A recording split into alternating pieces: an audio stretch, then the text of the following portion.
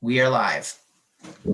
Good evening, everyone, and welcome to the 15th, yes, 15th virtual meeting of the Historic Districts Review Board. Today we are January the 28th, 2021. And I am calling this meeting officially to order. Melissa, may we have a roll call, please? Yes, Chair Rios, Here. Vice Chair Katz. Virtually here.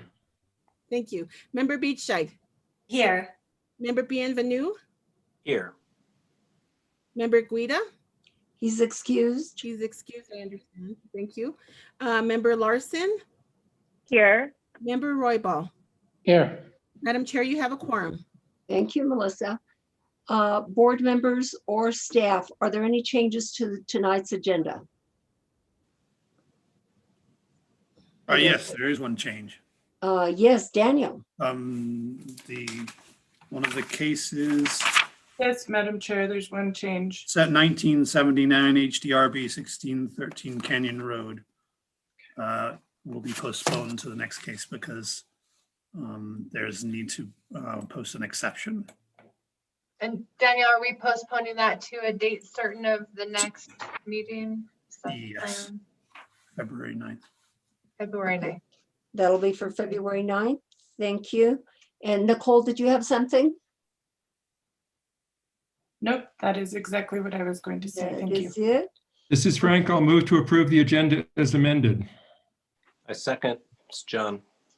Roll call vote, please. Yes, Member Beachside. Yes. Member Bienvenue. Yes. Vice Chair Katz. Yes. Member Larson. Yes. Member Roybal. Yes.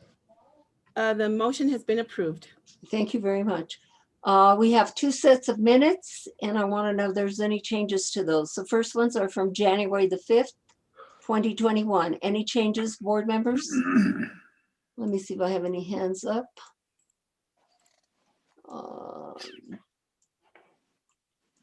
I don't see anyone's hand up. Member I have my hand Bienvenue up. has his Oh. virtual hand up. There's my Okay, I real did hand. see that, Member Benvenue. Yes, sir, you have the floor. Thank you. Just a few changes on page 33 of the January 5 minutes.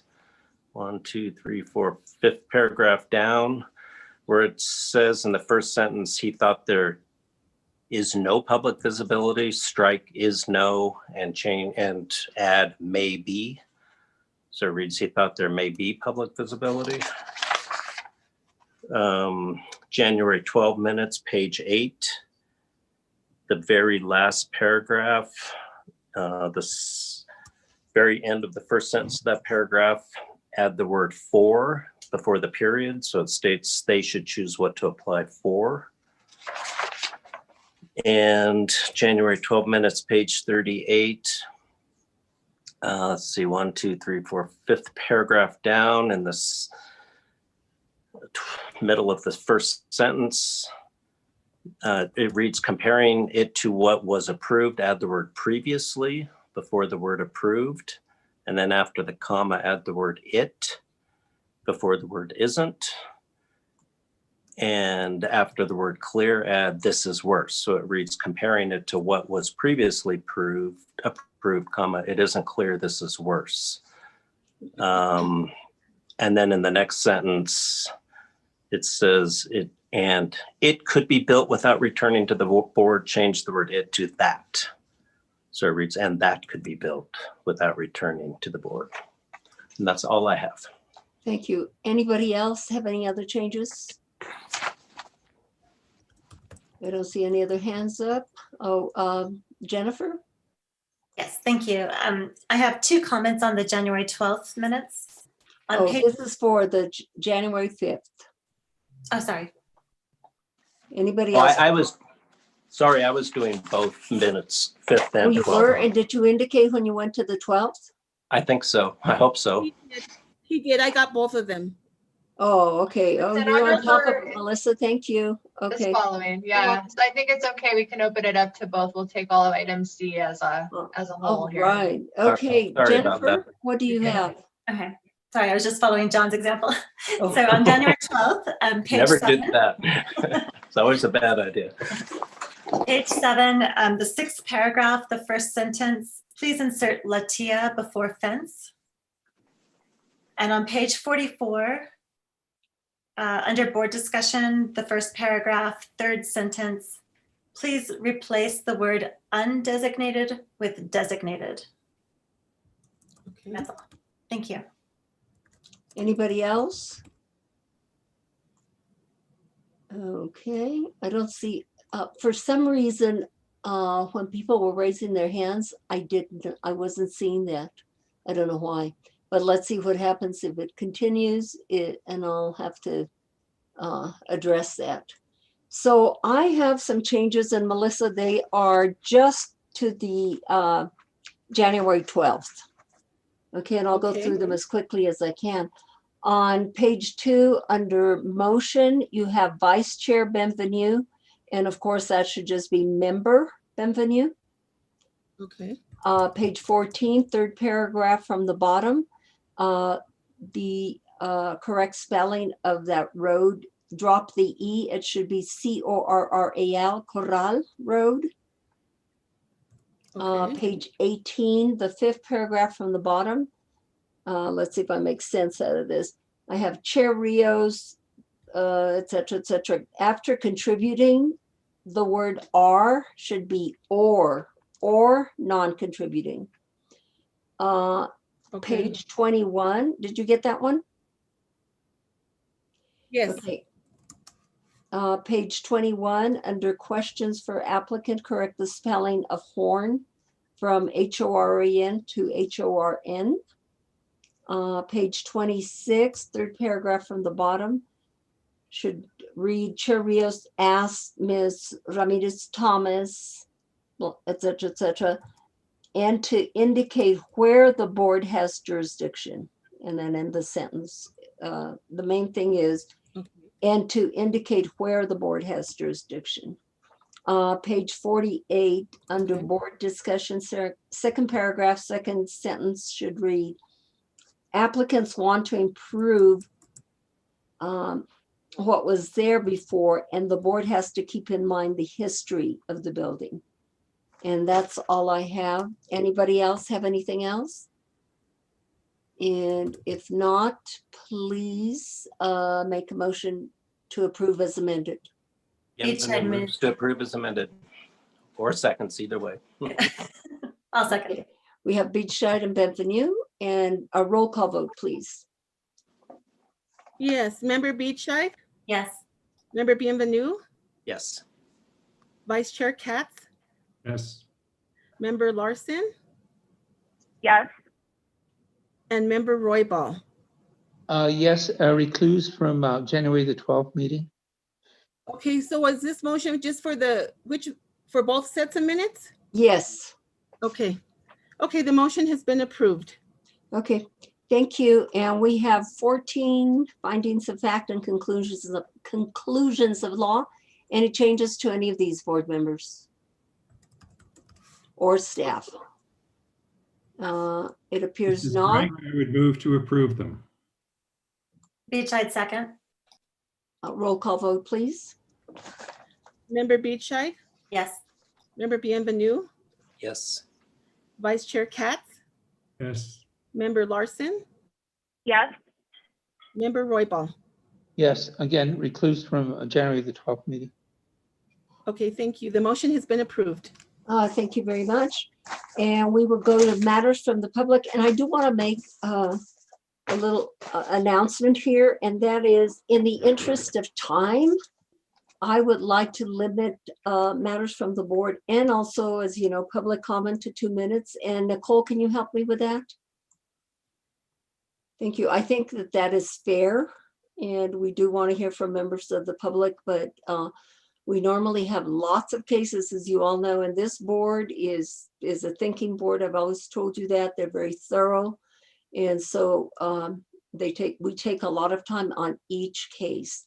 So we'll go to matters from the public. Anyone from the public wishing to comment this evening?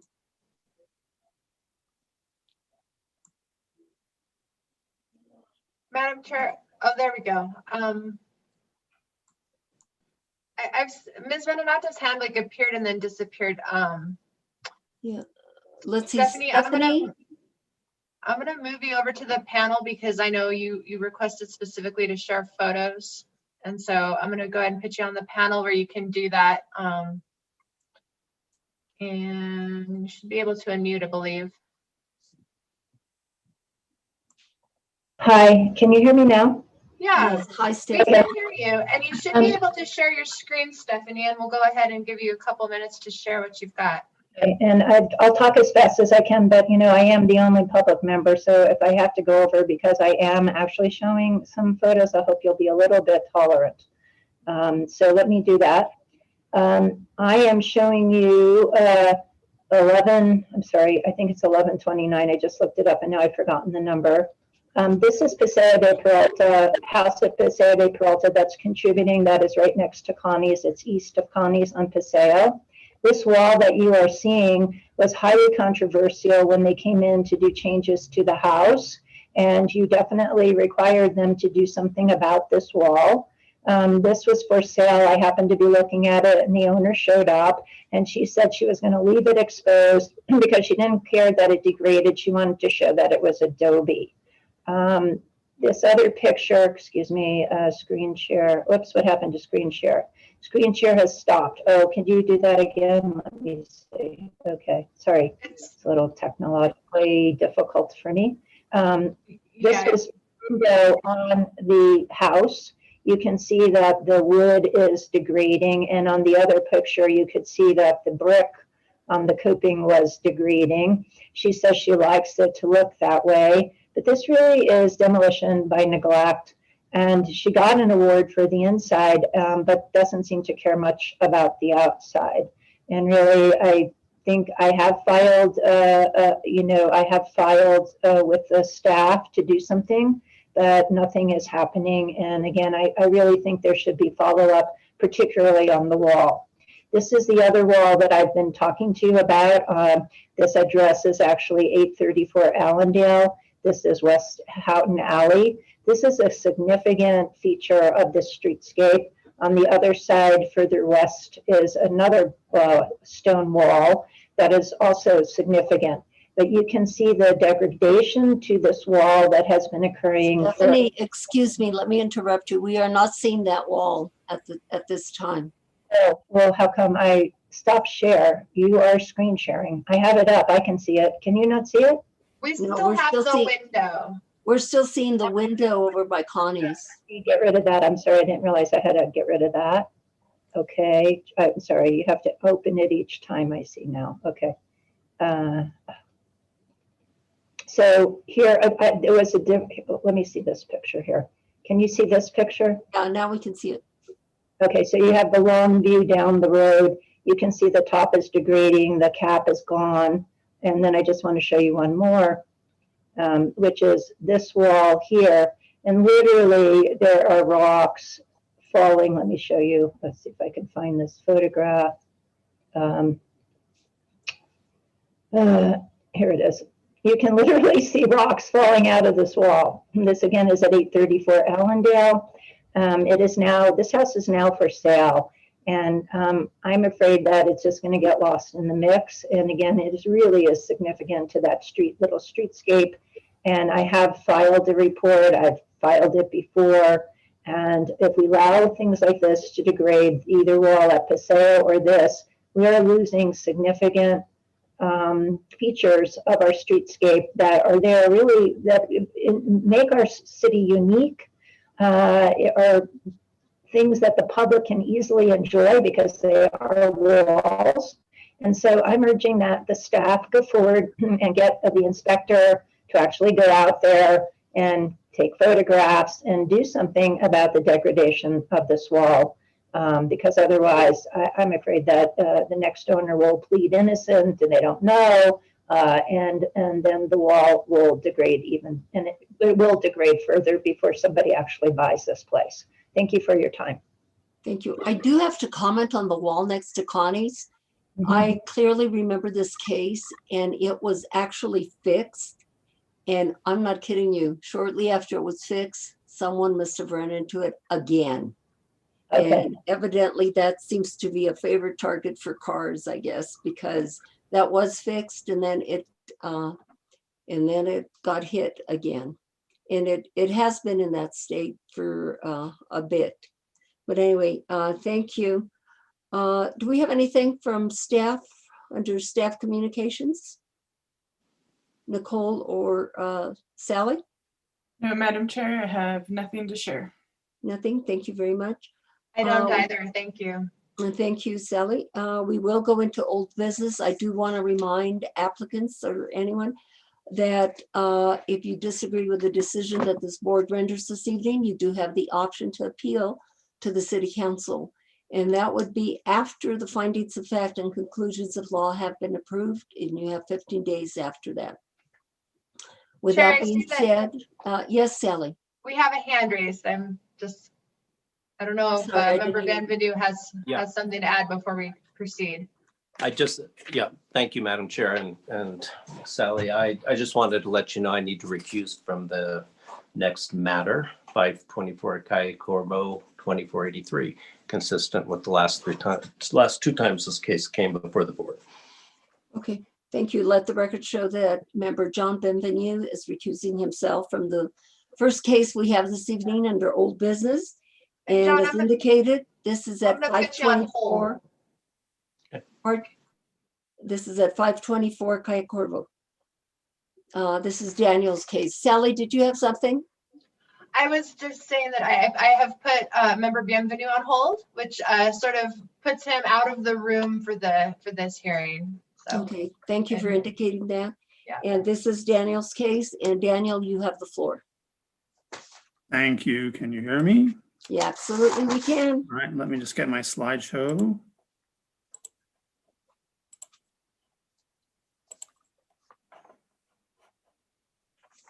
Let's see if I can put it on full screen. How's that? That look good? You're good. Okay. 524 Calle Corvo is a contributing residential structure located in the downtown and east side historic district. The structure was constructed as part of the Hughes subdivision, probably between 1949 and 1951. The subdivision is an exceptional example of urban design in Santa Fe. We've been through this before about the lots. I'm not going to read all of the details of the report on the history. This is the design this is the existing situation.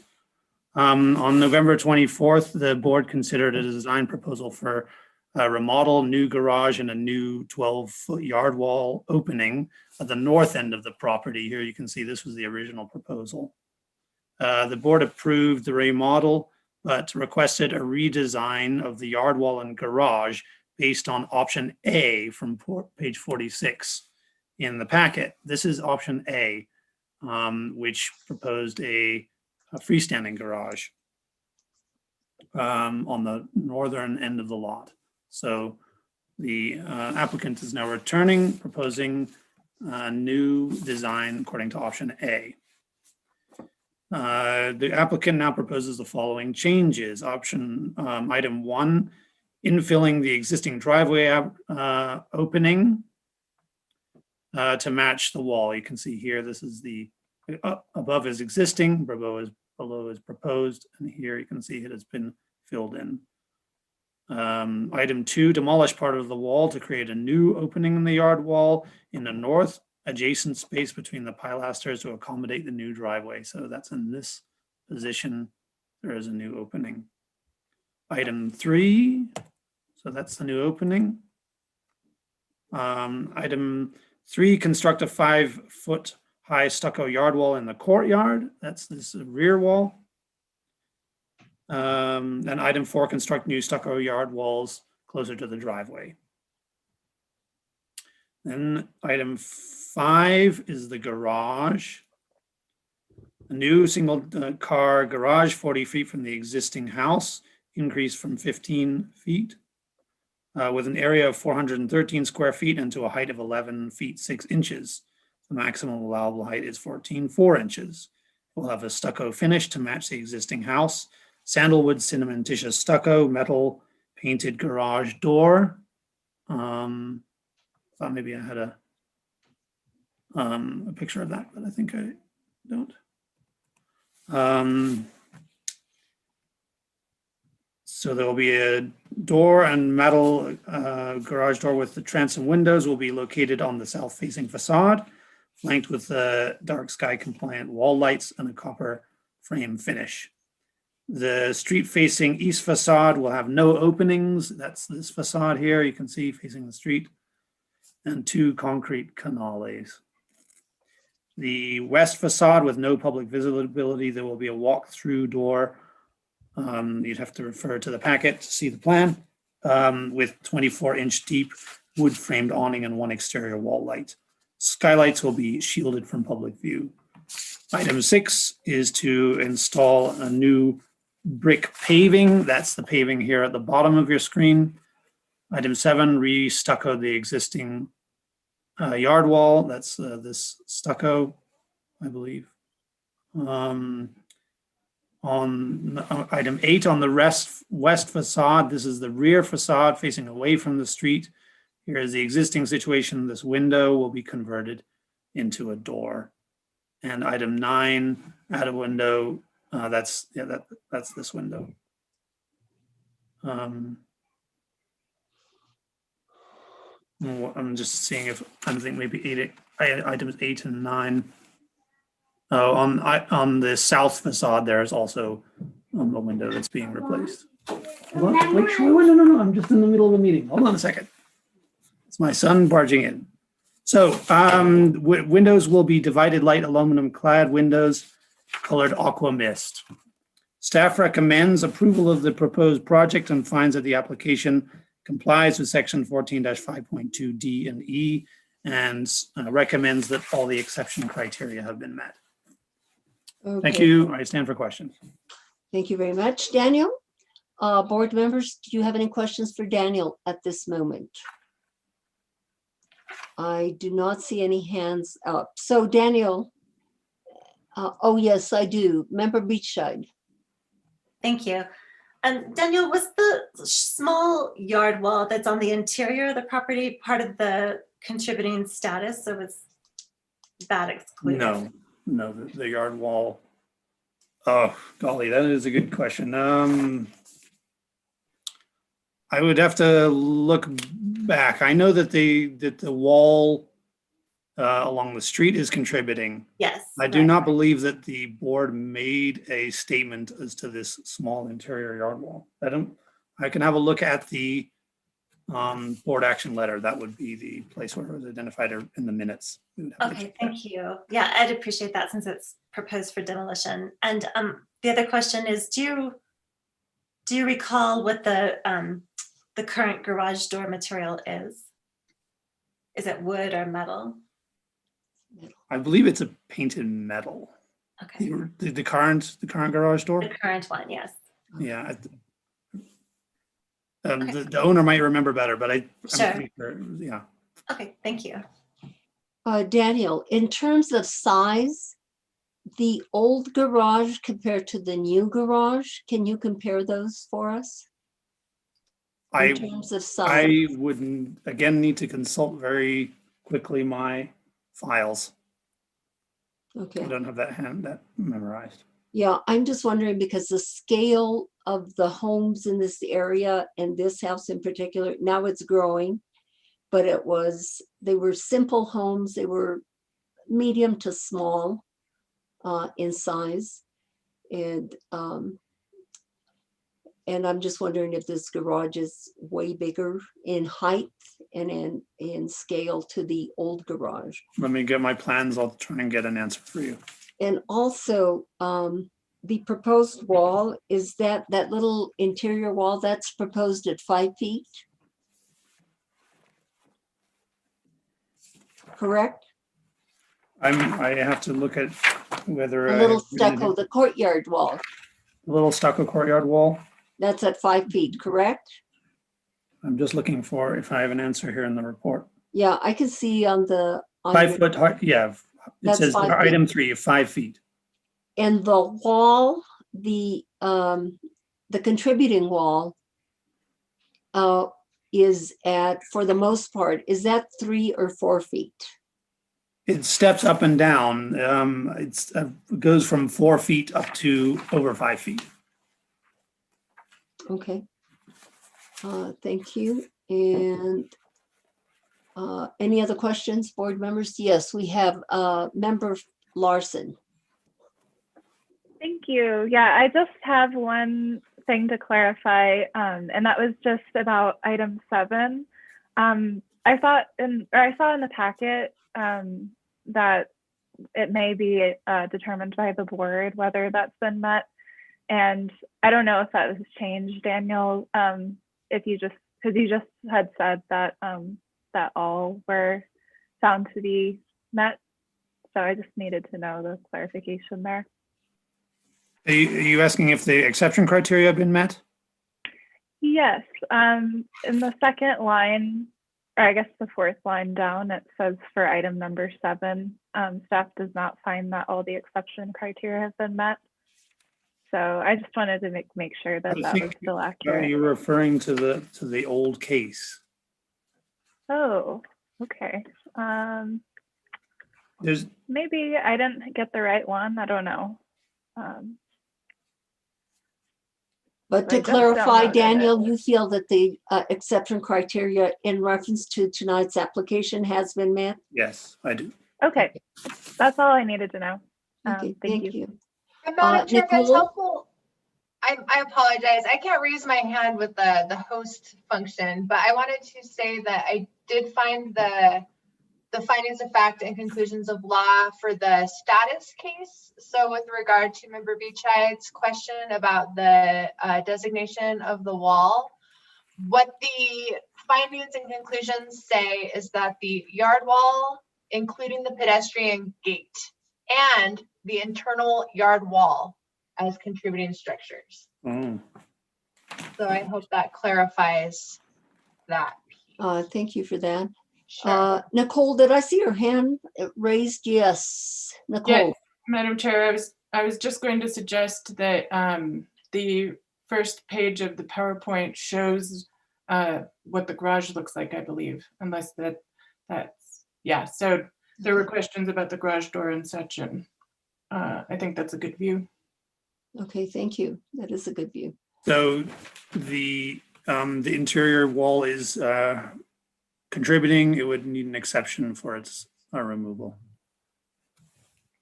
So we'd have to postpone that part of the case. Repeat that? You would need to, the applicant would need to apply for an exception for the removal of the interior wall if it's a contributing structure. That was included with the submittal, Daniel. This is Courtney speaking. Oh. I mean, that was all part okay, of this excuse me, included. but We will need to Wall. swear in the yeah, Okay, we then- need to swear in the applicant, so that those questions need to Sorry, be then posed to the that's- applicant. So the applicant needs to get sworn in before. All right, then I will have a before you little make maybe statements. So Daniel, I'm sorry, you have the floor. sorry, if it was included in the application, I will just go back and then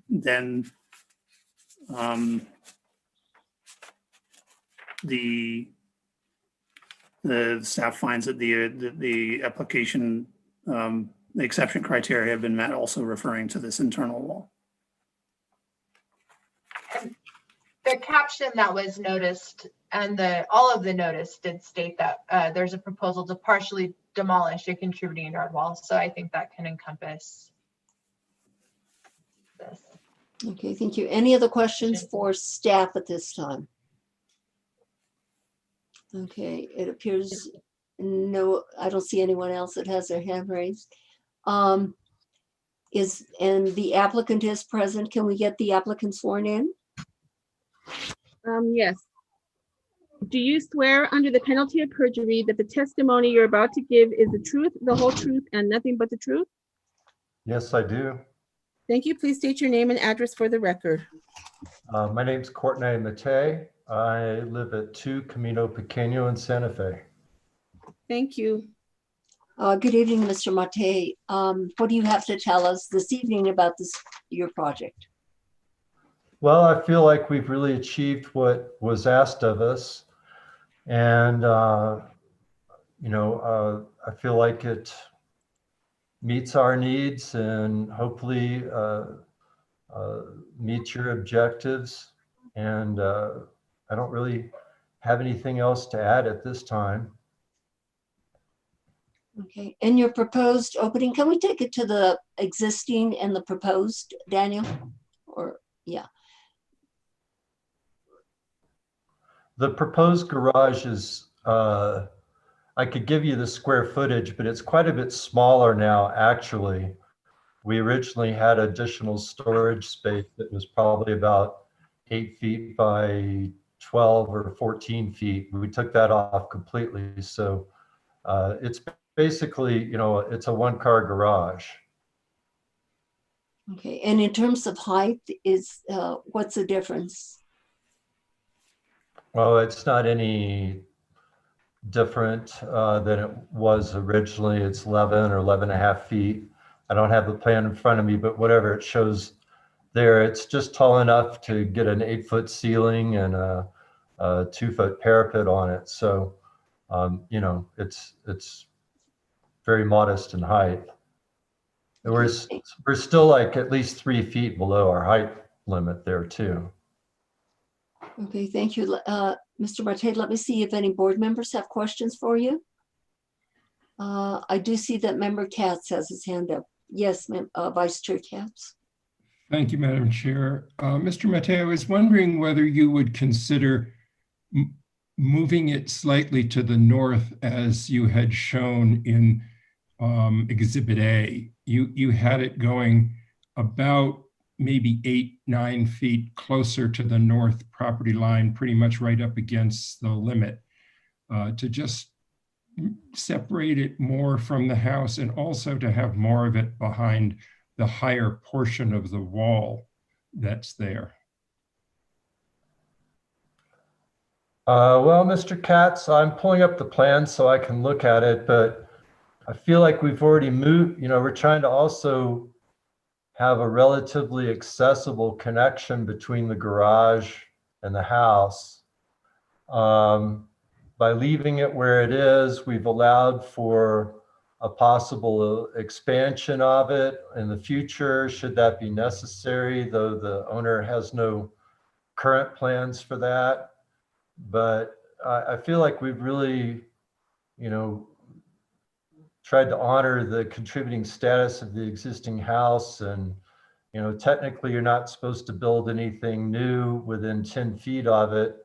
And we're already up to, I think, 30 feet, 35 feet from the house. So I honestly feel like we've, it's kind of in a good positioning now where it would work best for the client and not dramatically increase the size of the driveway and other issues. That's kind of my feeling about it. And one other suggestion or question is, it looks pretty bleak in the view we're seeing. Would you consider the possibility of a window or two on the east and the north facades so it doesn't look so obviously like a cheap garage? Well, we were trying to maximize the storage inside the structure. But I bet, I doubt that if we added a window on the north side that it would be that visible, given the high wall and the orientation of the garage. But I bet the owner would be willing to, let's see. We're also planning on doing quite a bit of planting there and having aspen trees. That's what the owner would prefer to do, would be to have more landscaping there and try to keep the wall solid would be her preference. Thank you very much. Okay, and Sure, thank you. Mr. Marte, are you planning, is the owner planning to plant the aspen trees on the east side? Just right there on the east side? Yes, she just Both on the contacted east and the north? said that she's planning on doing landscaping with some trees or roses, something, you know, a nice landscape buffering in that area. And because we've made the garage smaller, she really would prefer to not lose the wall space. Okay, thank you. Let me see. Member Katz, did you have No, anything I'm else? sorry, I need to lower Nothing my. else? Let me see, Mr. Mate, if other members have any questions or comments. It appears not. I will go to public comment at this time. Let me see if anyone has their hand up. I think I saw Stephanie Beninato and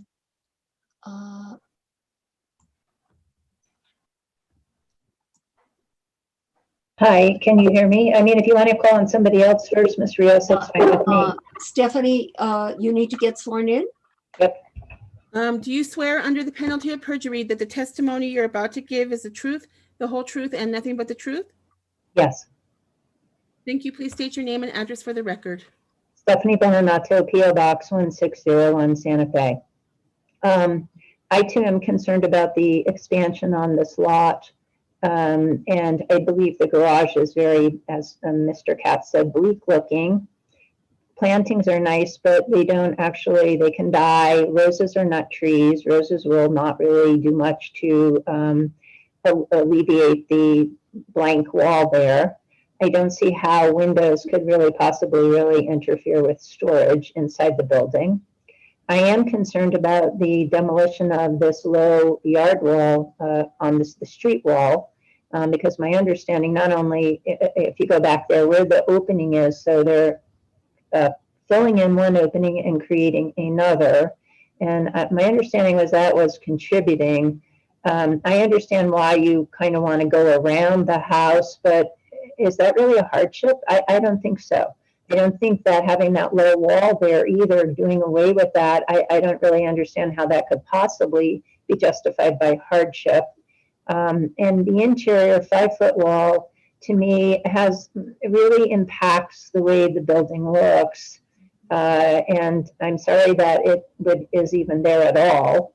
And perhaps something softer, like, I don't know, coyote fencing might be a little more acceptable, and or a lower wall or something that's stepped up, just to again kind of replicate the walls on the boundary lines. Thank you. Thank you. Anyone else from the public wishing to comment? Let's see. We have someone by the name of Liebes. Are you there? Sure, I'm trying to allow this person to talk. Oh, okay, thank you. Oh, okay. So it says that this person is using an older version of Zoom, and so I need to promote them to the panelists to allow them to talk. So I will go ahead and we will do that. Oops. And I think we should be able to swear you in. Yes, thank you. Yes. Please be sworn in with Melissa. Yes, Do you swear under the penalty of perjury that the testimony you're about to give is the truth, the whole truth, and nothing but the truth? I do. And my full name is Gordon Lettingham, Thank you. Please state your address as well. 576 and a half West San Francisco Street, Santa Fe, Thank you. 8750. Okay. Yes, sir, you have the floor, and you may comment on this particular project. I find the design acceptable and attractive. I might make a suggestion on the garage that the owner could put in a faux window consistent with other windows in the main house, and that would look good, yet they don't have to use it. That's all. Okay, thank you. Anyone else Yes. from the public wishing to comment on this project? It appears that Member Larson has her hand up. Member Larson? Thanks. Yeah, I'm in agreement with Member Katz and the members of the public, where I think it would help a little bit to break up the massing on this garage structure.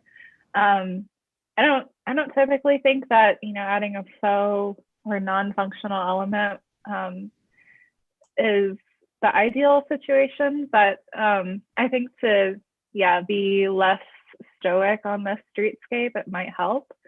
My other suggestion would be that we actually preserve that original opening on the yard wall, just to not give a false sense of history and actually leave the opening to the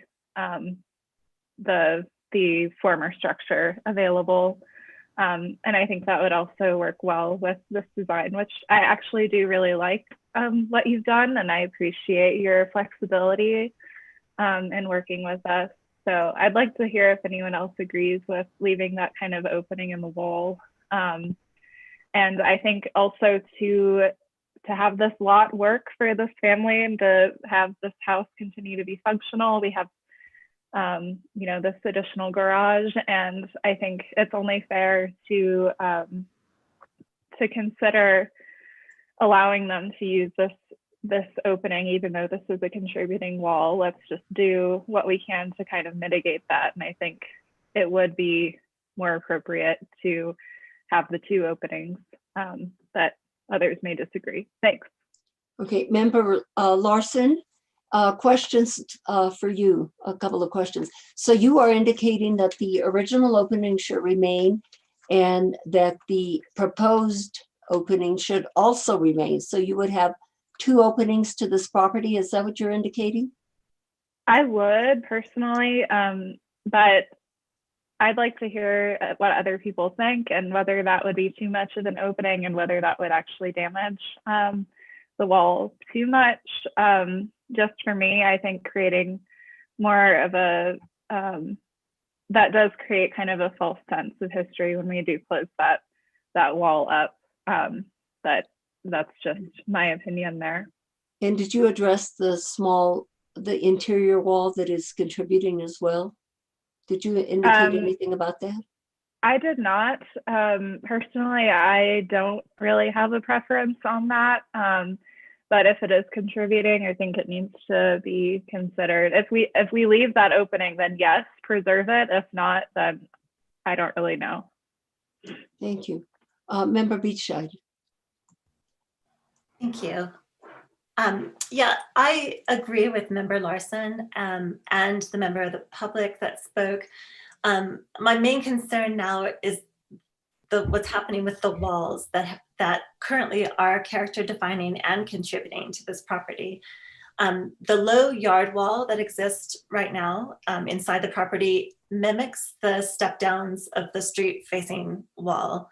You know, it was designed intentionally that way, and I think removing it really does change, you know, the look of the you know, the streetscape there. That's a huge amount of streetscape on this small street. My other issue is also with the 5-foot interior yard walls. Those belong on another house, to be honest. This house clearly was designed with low yard walls. That was what was typical of the time. And I think some nod to that is preferable to a 5-foot yard wall. It really changes that facade. And it makes it appear that that is a main entrance of some sort. The house looks totally different, and the streetscape is changed. I would also agree, I'm not sure if it's feasible for the owner or the applicant, but leaving the opening, the historic opening of that yard wall would allow you to know that that was once a garage, that the house has been altered, but you know, just sort of acknowledging its past by leaving an opening there. Member Beach, are you indicating that you agree with Member Larson that perhaps two openings should remain? Yes, I am. And I reviewed the exception criteria responses again, and I don't see any reference to the small yard wall demolition in those responses. It seems to focus on the street wall. So I don't see that the criteria have been met for the yard wall demolition. And in terms of the 5-foot interior courtyard wall, would you suggest still suggest a wall there, but at a lower height. I would be fine with a lower wall, yes. And we're Or talking about, or no wall at all. we're talking about 3 feet or 4 feet. So Or I what would are we say talking? that, I believe I looked at the drawings and that the yard wall, the current interior yard wall appears to be less than 3 feet. Something that somebody's gone through so much trouble. Okay, just a minute. Excuse me, Member Bichad, you have the floor. Yeah, I would think that a yard wall height of the new yard walls consistent with the existing would make sense. And those walls, I believe the existing driveway, the height of the street wall at the driveway is 3.8. And that interior yard wall is less than that. So somewhere around 3 feet seems like a good height. Thank you. Member Roybal. Thank you, Madam Chairman. I'm concerned that the applicant has done everything that has been asked of him and that we're trying to redesign this house when I believe that he has met all the criteria, maybe for exception of the 5-foot yard wall, and we'd have to go back to Daniel and make sure that was included like the applicant had asked. Again, what they have done to make this work for them is very good. They've done a good job for it. So again, I am concerned that we're trying to redesign something that has taken a lot of work and effort on the applicant's side. Thank you. Thank you, Member Roybal. Member Katz. Thank you, Madam Chair. I kind of disagree with Flynn and Jennifer on leaving the opening there. I think one of the characteristics of the house is the length of the yard wall and its fairly low height. And I think just leaving 2 openings kind of hurts the whole sense of the house and what it was like. I mean, I realize we're moving where the opening is, but I think that it's more true to the original design to have just the 1 opening. As far as the current interior yard wall,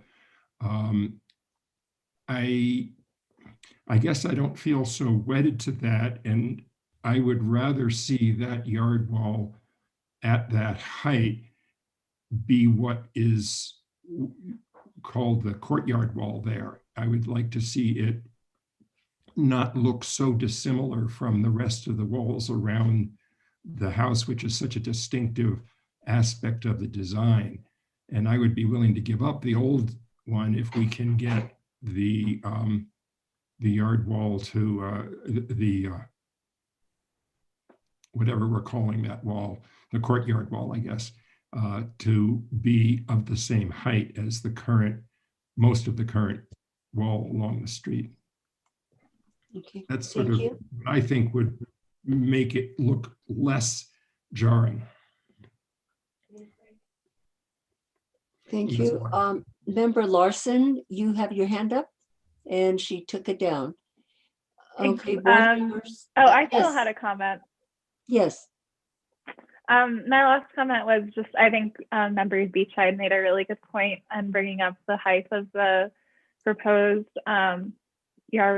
additional yard wall there. I do think that since we are keeping that facade, it would be, to me, a little bit more favorable to lower it so we can still see that entry.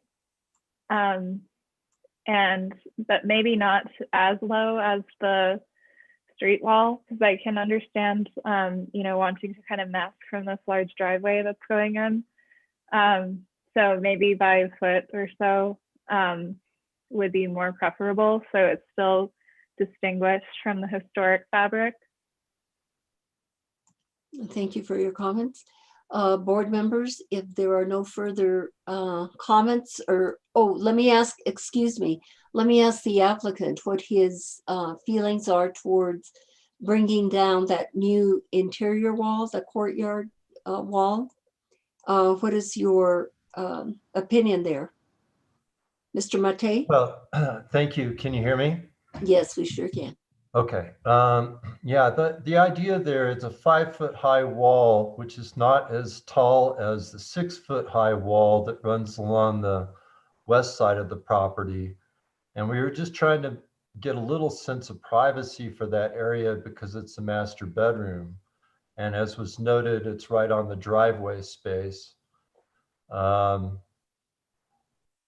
I don't feel like it overly dominates you know, the streetscape or overly dominates the scale of the yard wall, but if need be, I suppose we could lower that just a little bit, but we're trying to maintain some distinction there too, where it is a little bit more of a private area. It's fairly close to the street there. So that's my feeling about that issue.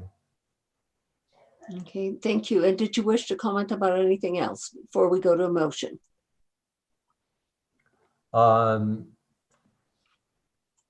No, I mean, I feel like the, you know, what we're proposing, I don't, you know, we like the interior yard wall, you know, being demolished and redone the way we've got it proposed. We feel like 2 openings would confuse the visual quality.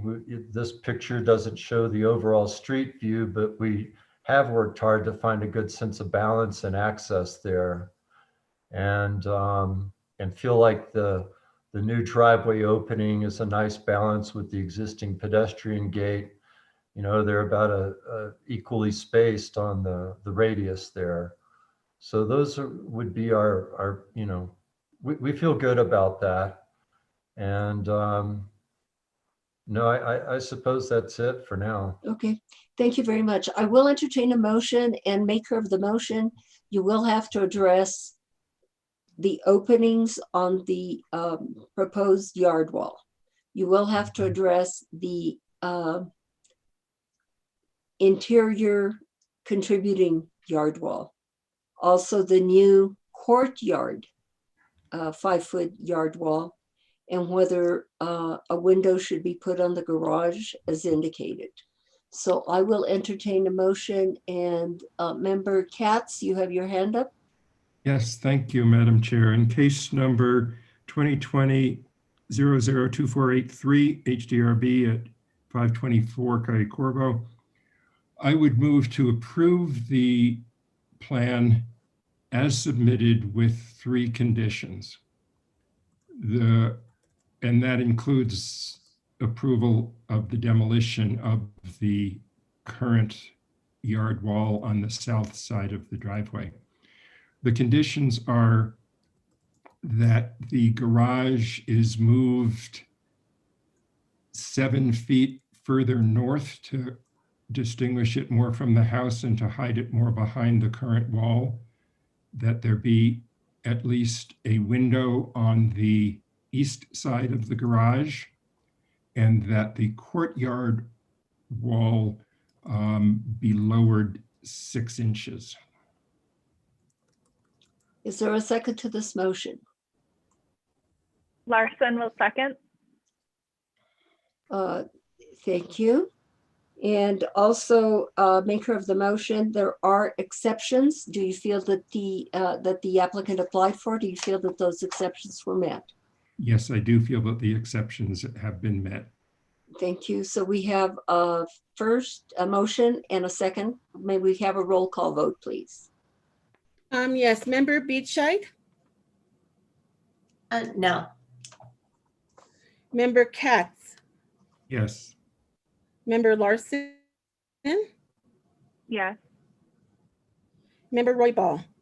No. Madam Chair, it's a tie. Would you vote? I would vote in the yes column. Okay, Sally, how many do we need to pass the motion? In this hearing, we have a quorum of 5 members present, and we need a majority of 3. So with the chair's vote, that is a passing motion. Okay, thank you. The motion has been approved. Thank you very much. And thank you very much, sir. So just as a note, then the applicant should provide updated drawings for administrative approval. Yes, thank you, Dan. Yes, thank you. And Yeah. Okay, maker of the motion, I don't think he ever addressed the contributing wall. The existing contributing wall, I guess, you indicated that could be torn down. Yes. Approved Okay, as submitted. okay, Yeah. thank you very much. Thank Okay. you all very much. Thank you for your time. We will now move to new business, and we have 6 cases under new business, and maybe member Benvenu should come back. Sally, are you going to notify him?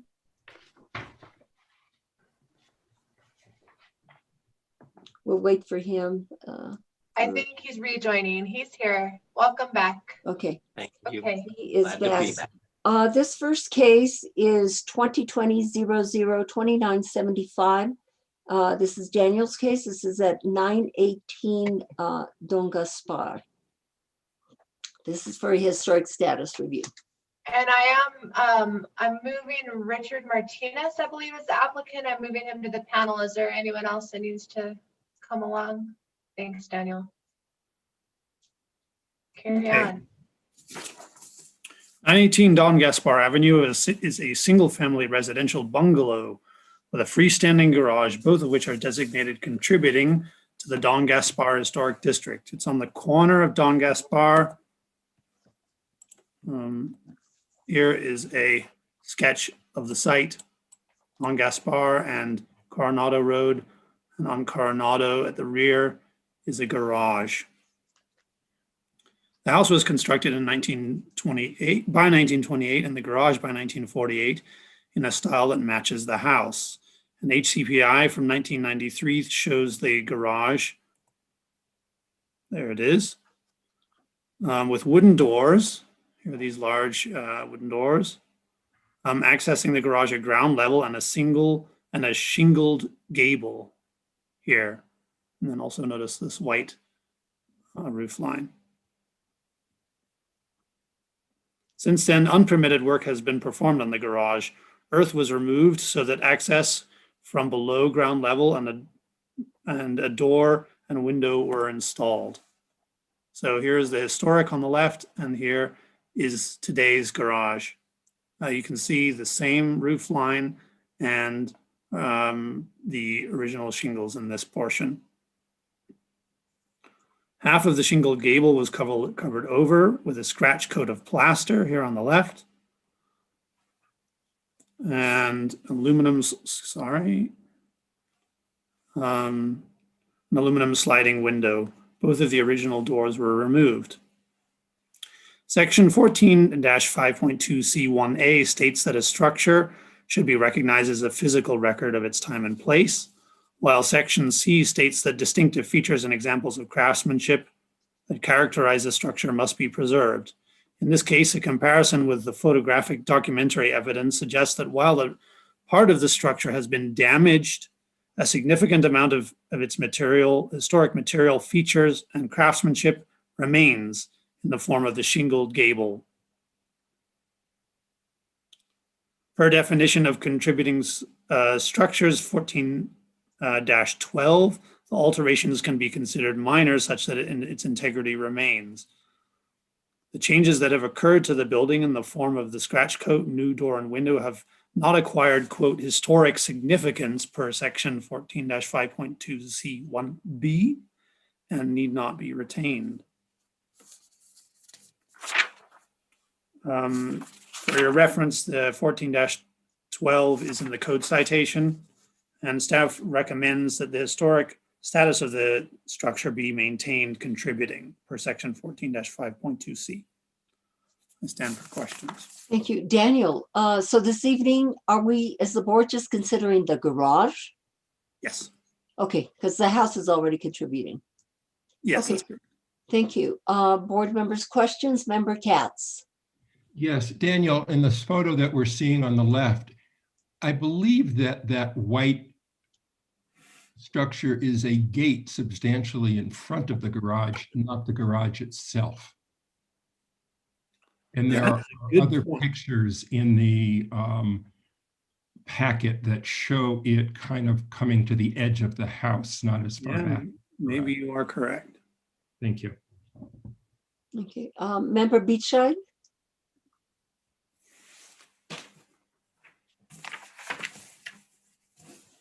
Sorry. Daniel, are you proposing this facade as primary? Or Yes, this is the only visible facade. The other facades are walled in. okay, Yes. thank you. Okay, any other questions at this time for Daniel? It appears not. I will swear in the applicant. And who Yes, is the please raise applicant? your right hand. Do you swear? Yes. Do you swear under the penalty of perjury that the testimony you're about to give is the truth, the whole truth, and nothing but the truth? I do. Thank you. Please state your name and address for the record. Richard Martinez, 1524 Paseo de Peralta. Well, hi, Richard. How are you? Hello, how are you? You look different. Your hair's growing. My quarantine hair, yes. So Richard, do you agree with staff's recommendation that this garage be maintained as contributing and that the front facade there be the primary facade? Well, if it means that we have to retain these awful facades, that I do not agree with that. You know, the house is really beautiful, and the gable, the shingles on the gable match the shingles on the house. And I'm going to propose that this garage be turned into a small guest house. And okay, except Richard, I have to interrupt you. Yeah. Tonight, we're just addressing the historic status. I know, but I want to say that the other three walls of this garage are really beautiful. They're stone walls on all three sides. So this is the only facade that can admit light and also admit egress to this space. So if it is possible to restore this with this being a primary facade, I would agree with that. But I do need to restore this facade, and so I wonder how a contributing status will affect that. Madam Chair, maybe I could. Daniel? Thank you. I wanted to thank Vice Chair Katz for the note on the gate. I can see from the photo that it's likely that it's a gate that's not that this white structure here is in front of the garage. A contributing structure, on the primary facade of a contributing structure, historic material is protected while non-historic material is not. So one could designate this as a primary facade, recognizing that this roof line and the shingles would be the historic protected material, and that these non-historic elements would not be protected and could be removed. Yeah, that's a very good point made. Okay. Let me see. Member Beachside, you have your hand up. I'm sorry, that was a mistake. Okay, let me see. Member Katz. Thank you, Madam Chair. Richard, I assume that this work didn't go on while you were employed on this case. No, it did not. And your It was application permitted work. was to downgrade the garage from contributing to non-contributing? This hearing is to consider the status, but Yes. I need to be able to do work on this facade. So I'm not opposed to it being contributing if it means that I can still come back, because I've already made a proposal to historic about what we're going to do to this building. And I think what has to be taken, if I might interrupt, into consideration is what Daniel just said. These changes were made and they are non-historic. The door, the window, Those are non-historic. Yeah, it's terrible. So, but Madam Chair, I would Member refer- Katz, Yes, Madam Chair, I would refer to section 14-5.2 C2F, which talks about the restoration of status.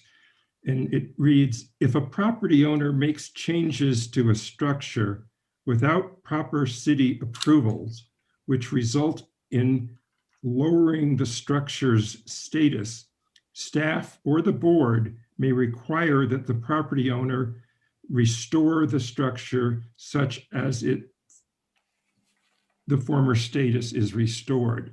And I think that allows us to say, undo what was done, take off the stucco, reveal the historic shingles up top, and restore doors. Now, I don't know, the doors, I guess, are gone, and I hope somebody has some kind of evidence of what they looked like.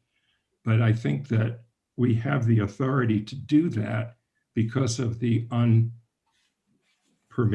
changes. thank you for your comments, Member Katz. Any other members wishing to comment? If not, I don't see any other hands up. I will open it for public comment. And Stephanie Beninato has her hand up and she has already been sworn in. Yes, Stephanie. Hold on just a sec. I'm multitasking poorly. Yes, Miss. Okay. Multitasker. You should be able to speak now, Stephanie. Thank you. I agree with Member Katz that this is unpermitted work and that to avoid a loss of status, that the owner should be required to restore it to its original facade or look. I think that actually works well with what the architectus wants to propose. And I hope there are some indicators of what was behind the white fence so that it can be accurately restored. But I do think the fact that it has 3 stone walls, that it's the original footprint, that there is the gable and the sloped roof and the shingles that match the house, that it really is important to preserve this. And I, again, appreciate the owner or the architect wanting to restore the look of the original structure. And I think that would allow you to keep it as a contributing structure. Thank you, Ms. Beninato. We have another person with hand up. And does this person wish to comment on this particular case? Sally, is this person wanting to comment on this case? Do you know? Chair, I have unmuted Guy Lasella. And yes, can you hear me? We can hear you. So if you'd please be sworn in by Melissa, you can speak. Okay, I'm the next door neighbor. And, excuse me, sir. Excuse me for interrupting. You do need to get sworn in. Okay. Thank you. Do you swear under the penalty of perjury that the testimony you're about to give is the truth, the whole truth, and nothing but the truth? Yes, I do. Thank you. Please state your name and address Guy for the record. Lasella, 912 Don Gaspar. Thank you. Mr. Lasalla, what do you have to tell us? So I am the next door neighbor, and the back wall of this structure, when you're looking at the front in those pictures, is a beautiful stone wall, as the architect mentioned. And, you know, as a neighbor, I certainly would hate to see that go away because it creates, you know, a wall about 6 feet high, probably 40 feet long along our property line. So we just want to make sure that that is indeed preserved. Okay, thank you for your comments. And it appears that no one else from the public is wanting to comment at this time. Member Larson, you have your hand up. Yeah, I think that Member Katz made a really good point in that, you know, we do have some, with what we do have, it's very indicative of what would have been the original appearance. So I do think it's the right thing to do to designate this and try and have this restored as closely as we can. Thank you. Member Bienvenue. Thank you, Madam Chair. So I agree with that approach, but I have two questions. One is, do we have any documentary evidence as to what that facade looked like before the changes were made? And secondly, from the city attorney, what procedure would we need to go through to require the applicant to restore, or the homeowner, property owner, to restore this property, to this structure to its earlier condition? And would we need to notice that as a new procedure? I do believe, if I might say, that the photo that we are seeing here on the screen on the left-hand side, that is the original, and Daniel can indicate whether that's true or not. And is that true, Daniel? I thought just my understanding was that we were looking at a gate that's in front of the structure there. It appears that this is a gate. What we do know is what we see. If we assume that this is a gate, we can feel this is a shingled, very likely the shingled this roof line, and there appears to be a window. To my knowledge, there isn't in the city's possession any further documentation. Okay. And then maybe with some further research, you can find out the what was actually there originally. And Attorney Paez, do you want to comment in reference to to Member Benvenue's question? So I've not applied this provision in the 2 years that I've been here. I can reread it. So we're within the paragraph called regulation of significant and contributing structures, and we're in 2F. It's got a catch line called restoration of status. And it says, if a property owner makes changes to a structure without the proper city approvals, and so I'm not sure if that's happened or not. I don't know if Daniel can speak to whether these were unpermitted changes. Sorry, just one thing is that I believe it is unpermitted, but the ownership has changed hands. Okay. Since that time. So that would be a. And then it says, which result in the lowering of the structure's status, which I'm not clear if that actually requires a designation of non-contributing in the interim, or just perhaps a finding that you would need to designate this as non-contributing, but for a requirement that the property owner restore the structure such that its former status is restored. And I would note that it doesn't speak to restoring necessarily everything in kind. It speaks to restoring the former status. So I think that would be whatever is deemed adequate to restore contributing status. But there is, to my knowledge, no additional procedural guidance here. There are, I think, additional notice requirements if this were to be actually downgraded to non-contributing. We do a certified mailing. I think Nicole could speak to that. But so I'm really not sure. I'm happy to put this up and allow you to forge a path forward if this is a provision you'd like to apply, but I can't offer much more on this one. Okay. I appreciate that. Yeah, I mean, that was my reading of the provision, is that it has enough contingencies attached to it that have not yet necessarily been met, that regardless of notice procedures, I'm not sure that we're in a position that we could act today on that provision. Member Katz, you have your hand up. Yes, Madam Chair. I think that probably what we need to do is, my recollection is that I was just trying to find it and couldn't quickly, is that the application was to downgrade. And certainly that's what they were asking to do. And perhaps what we need to do is postpone to find out if there are any pictures or something that give us what the looked like. I assume you just had the gable that was shingled and then you had garage doors. It would be nice to know what the garage doors looked like. One can hope that they were garage doors that had some windows in the top, so it would allow light into the structure, which I have the sense would be a desirable thing, but they could be otherwise garage doors that were consistent with what were there. And that would allow us to get the evidence and to do whatever noticing has to do. It does seem that the section in question does allow the board to require the restoration, but perhaps that can be researched further by the city attorney's office and noticed with the next meeting.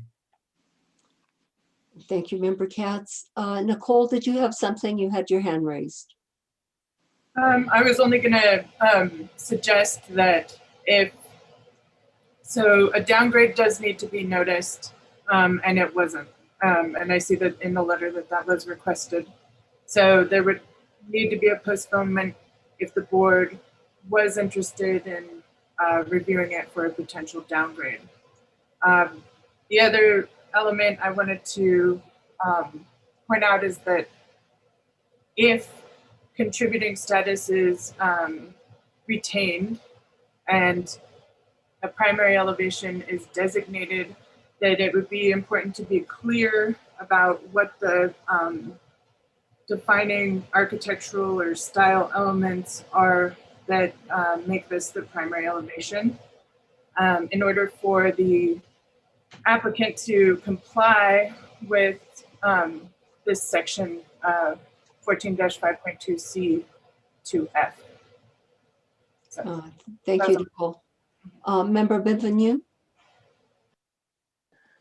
Oh, I guess I'm just confused now, because if the downgrade was not noticed, it seems like that's all we're discussing. Exactly. For purposes I'm of this confused as application. well. I mean, this application to me is coming to address historic status. Is this contributing? Is this non-contributing? Is this significant? What is this? So you do a review, and then the board in the review process decides what this is. Member Katz indicated perhaps we don't have enough evidence of what this looks like to make a determination. So, but I didn't know that we had to, that this had to be advertised as a downgrade. It's simply we're looking at this for historic status, whether the board, whatever the board decides in its evaluation of this will determine what that this particular building will be.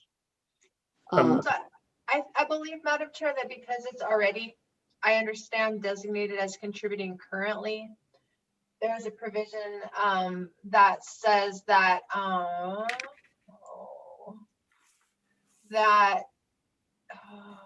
where is it? I lost it when I went to that other part, but it basically says that you need to, here it is. You have to mail certified mail to all property owners within 100 feet of the subject property no less than 15 days prior to the board's review of a change in status if the review may result in the lowering of a structure's size. That was done. That was done. Yes. Yes. Okay. So we did do that. And so I don't think we have a notice problem. We may have an information problem. So, you know, if we're at a point where we can do a designation, and if it's contributing, identify parts that are contributing or particularly character defining, as Nicole recommended, that could be helpful. If you want to downgrade it and require them to come back with an application for restoration, I think we could try to make the appropriate findings and try to take that path. So based on the evidence that we have at the moment, the character defining features are the white gable, the white roof line, and the shingles gable. Thank you. Member Bienvenue. Well, yeah, I guess I'm still confused, but I mean, those may be what's left of the character defining features, but I think what we're getting at is the whole facade was character defining at one time, but it's just been changed. And so the issue is, how do we get back to the original character defining facade that made it contributing in the first instance? And that's just, I know we can't put the cart before the horse and ask for what the next step is, what the applicant wants to do. But if the applicant is planning to do something that would restore it to its original appearance or something very close to it, sufficient that we would find that maintained its contributing character, then it seems that would solve the problem. It could just be approved with its existing contributing status. Thank you for Can I your make comments. Daniel? and a contributing structure, only historic material needs to be preserved. So there's some, even if we knew exactly what it looked like, non-historic material would not be preserved. Right. Right. Okay. Thank Madam you. Chair, can I make a comment? Yes, absolutely. It is entirely possible that this garage was not enclosed on the front, that it only consisted of the roof and the shingles across the gable, and that it was open down below. It's entirely possible because you can see how short it was originally, and it's not high enough for a door, really. And there is no indication that I can see that inside that there was anything there. You can see the block on the inside. You can see, there's block behind that stuccoed, raw stuccoed design as well. So it's a carport, probably. Maybe. Okay. Yeah, that well, makes sense. thanks for Actually. that, Richard. Member Katz. Thank you, Madam Chair. I doubt that was the case. What I would assume is that what we see there, the dirt in front of it has been piled up. I mean, it couldn't be a carport because the car couldn't get in it for the same reason that Richard just said. So I have no idea what was there. I think some research needs to be done on that score.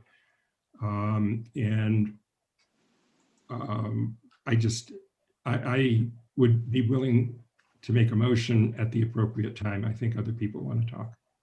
Okay, let me see if anybody else has any other comments or questions. Oops, Flynn did, but then. And we One other comment, if I could, Chair Rios. I just want to say that I do have a little bit of a concern since in terms of ordering a new property owner to restore something that they didn't change. It kind of feels like it falls a lot more into our sort of land use enforcement remedies and things like that, which we wouldn't ordinarily enforce against a subsequent property owner. So I just kind of want to state that word of caution. I think we have someone here who does want to do something good with this building, but I don't know. I just kind of want to throw that out there. I just haven't had a chance to thoroughly research this provision, and it's a bit unusual in terms of what we normally have done. Okay, thanks. Can I ask? Sorry. I had a question for Sally. Yes, Member Bienvenue. Thank you, Madam Chair. How is property owner defined? I don't have access to the definitions right now. Sure. Let's see. I mean, I think let's check it out. I'm not sure we have property owner. I know that owner is a defined term. I think property owner it's highlighted. Okay. Property, no. Oh, property and owner are both defined terms, is why it's highlighted. So, Right.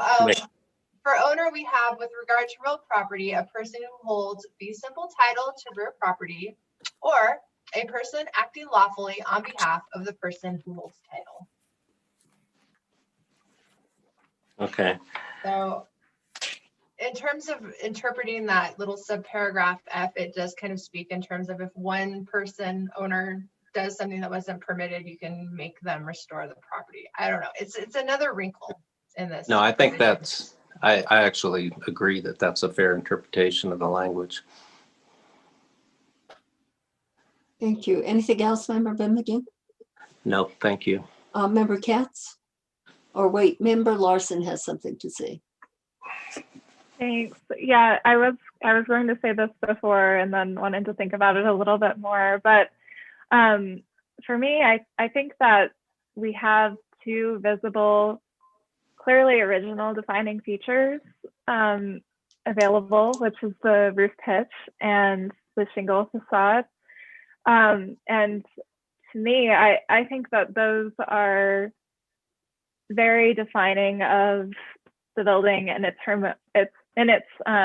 harmony to the main structure. And I also think there is validity in looking at the original structure and making determinations about this garage in terms of what materials we may have seen originally. Maybe there was wood and maybe it rotted away, and that's why they decided to stucco. And I think what we're kind of struggling with here, just to make it clear to everybody, is we're trying to make the most informed decision possible. And from what I can tell, we have a good deal of historic photos here. And if it's my understanding, or if I'm understanding correctly, the rest of the board just wants to have more clarity if we do ask for a restoration. But to me, I think that, like, what I would say is we should ask for it to be in keeping with the original structure in terms of window patterns and the shingling and roof pitch.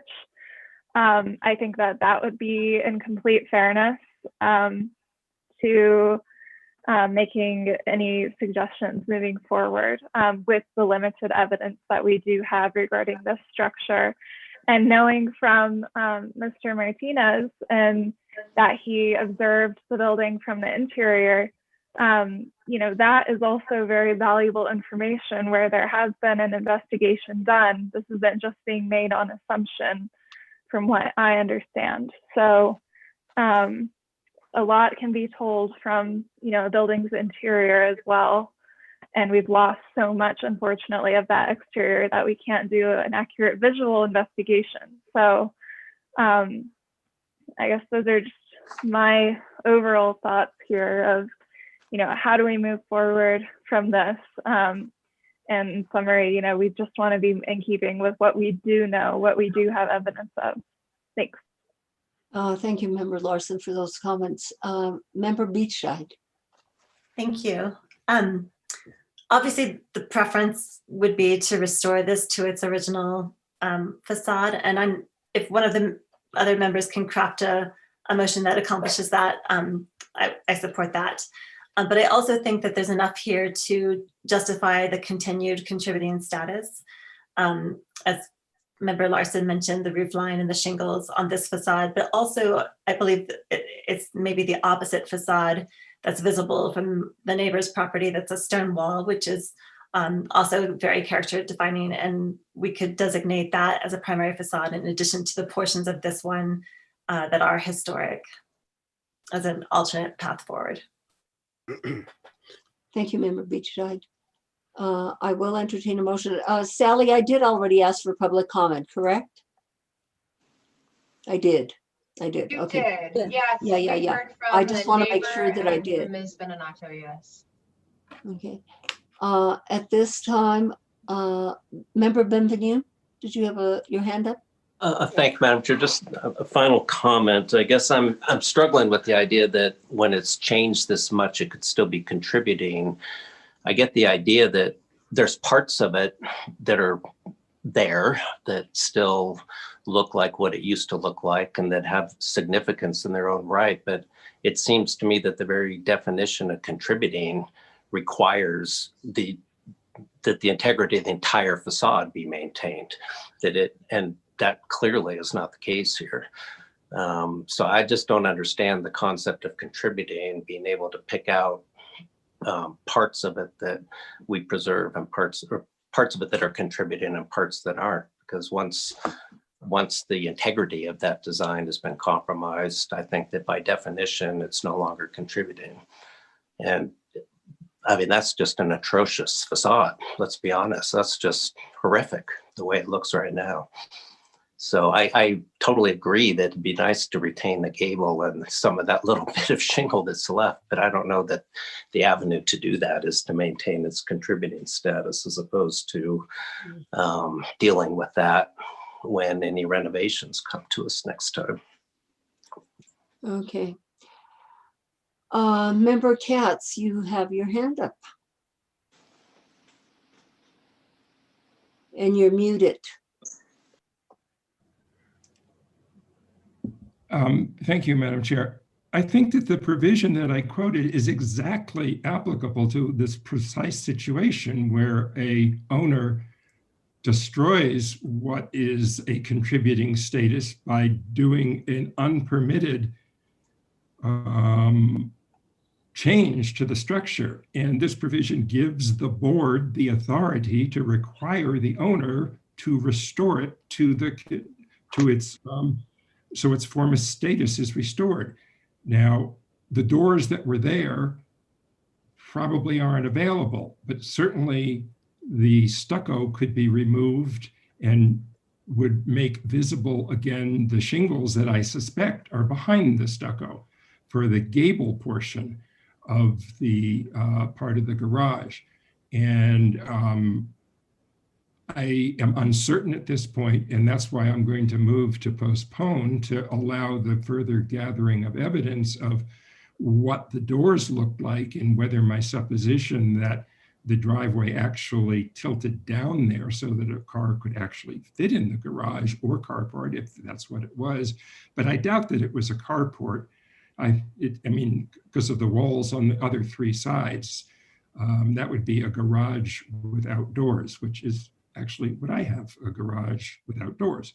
And so my motion will be to postpone to a date certain for action on a motion. Well, I'm not quite sure how to phrase this. I would make a motion actually to require the property owner to restore the structure such that its former status is restored. And I think maybe if... Member Katz, could you please start over? You kind of lost me there. Did we completely change? Yeah, I mean... Maybe just start over if you wouldn't mind, pretty please.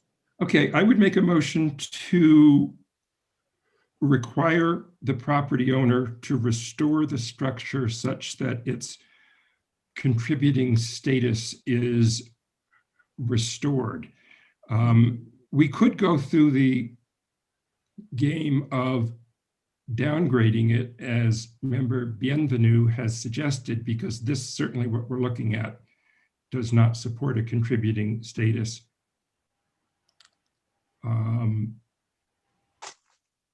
But I think that the fact that, and maybe that should be part of, okay, I would move to require the property owner to restore the structure so that its former status is, that its contributing status is confirmed. Okay, Member Beachside? I have a point of discussion, but for the sake of that, I'll second Frank's motion. And then I'd just like to say that I support the objective of that motion. And I just wonder if we do need to downgrade the status, because there's been discussion tonight that, you know, we could proceed with it as contributing. And in my comments, I'm only trying to get to a point where we have a restored facade, really. And so I wasn't suggesting that this facade should be preserved as is. And this is, I totally agree with Member Bienvenu's comments on that. Can I make a yeah, just in an effort to make that motion make sense, it seems like we might have had to downgrade it first and then have it be restored to contributing by this motion. Ooh, now I'm really confused. Whoa. Maybe can I ask Sally a question? Yes, absolutely. You can. I do see that Nicole and Daniel are also seeking to weigh in. And they Okay, have let me, something hold on, helpful. Frank. Let me see what Nicole has to say and what Daniel has to say. I was just going to offer that if the board kind of wants to look at the house, I can put up the Google Street View so that you can get a sense of what the character of the house looks like, if that's helpful. Okay, hang on a little minute. Let me see what Daniel has to say. I was going to recommend the board could downgrade the status, identify character defining features of a contributing status, and then require a condition that no further remodel would be approved until the status had been defined as contributing by the board. I think.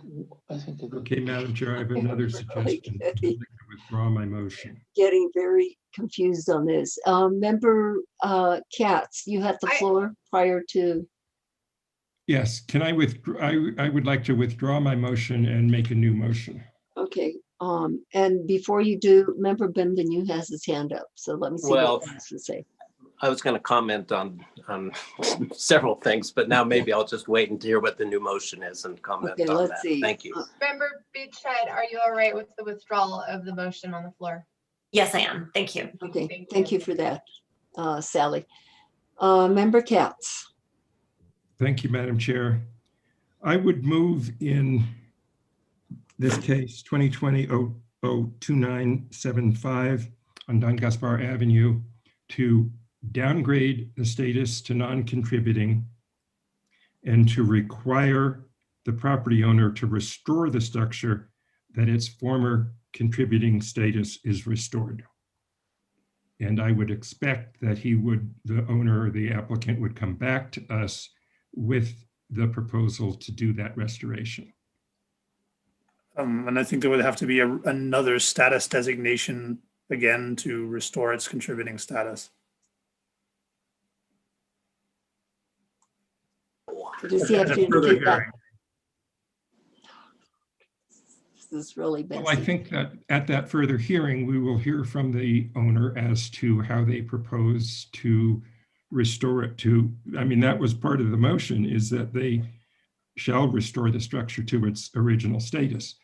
And I would assume you would notice it as a restoration to the original status. And I think you're right, Daniel, that there needs to be that part of the notification. Okay, But I is think that there, would be the letter of this section. Member Beachside? I'll second the motion with and suggest a friendly amendment that an additional condition be placed that restricts any further applications or requests for modification of this facade only be accepted after the house is considered for restatusing. Do you accept that, Member Katz? Well, I think part of the motion is that the owner shall restore it. And I think what that means is that the owner comes back to us with the proposal to restore it to its original status. If I may, I do think Member Beachhead's potential friendly amendment does kind of at least put sort of some parameters in terms of, you know, a timeline, and it helps with implementation perhaps. Member Beachside, repeat your amendment, please. A condition to the motion would be that no requests for further applications to change this facade may be pursued until the structure has been considered for status again. I agree with that. I think that was exactly what my motion was, is that they come back with the proposal to restore it to the original status. I think we are in agreement. Okay, so we have a motion and a second, and Melissa, may we have a roll call vote, please? Yes, Was there, I'm sorry, Melissa, was there any further discussion? I know there was some potential further discussion. I didn't see What the anybody else motion with their was. hand up. Is there Well, any further? Oh, Anybody else? Member Benvenue. Yeah, I was going to say something before the vote. Maybe they'll just say it now. I'm in general agreement with the philosophy, but I just feel that we don't at this time know that we have the legal authority to do what that motion requires. So I cannot go along with it for that reason, even though I hope that it turns out we do.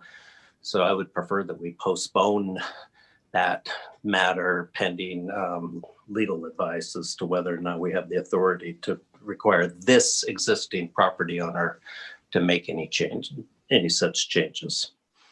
I'm not sure I'm going to be able to provide a solid answer on that. I could certainly try to research it further, but the code really doesn't provide a lot of adequate guidance. And so. Chair Rios. Yes, I noticed Member Roybal also has his hand up, but yes, Nicole.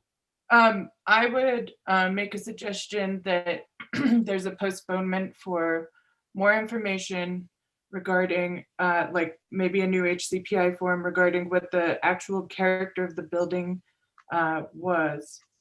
And then the board move from that point on a decision as to whether or not to downgrade or keep it as a contributing building with the requirement of restoration. Thank you for that comment. And let me see what Member Roybal has to say. I agree with Nicole that we should postpone this. I don't think, it sounds kind of fishy to have the participant to ask him to put it back to original status when really the way the building is right now, it's non-contributing. All the contributing factors have been destroyed. So it doesn't make sense that we can force somebody to put it back into it, especially if it's a new owner. What the law says. Well, I think we should postpone it to make sure that everything that we're trying to do can be accomplished.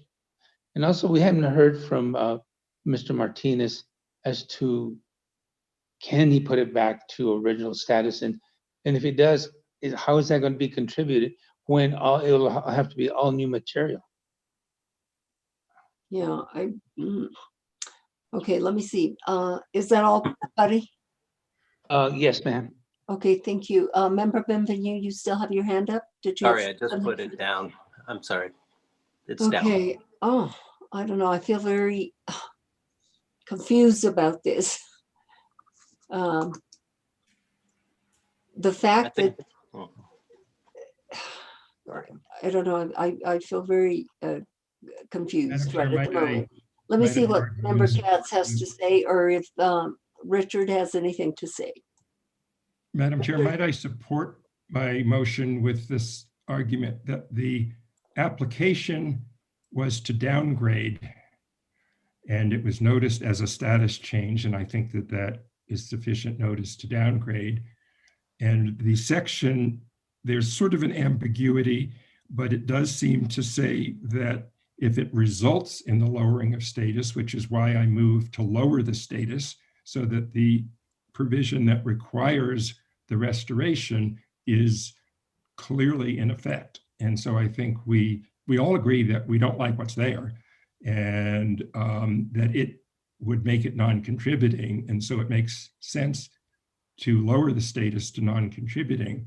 But then the provision I quoted allows us to require the owner, nothing about whether it's the same owner who did anything or not, it's the owner to restore.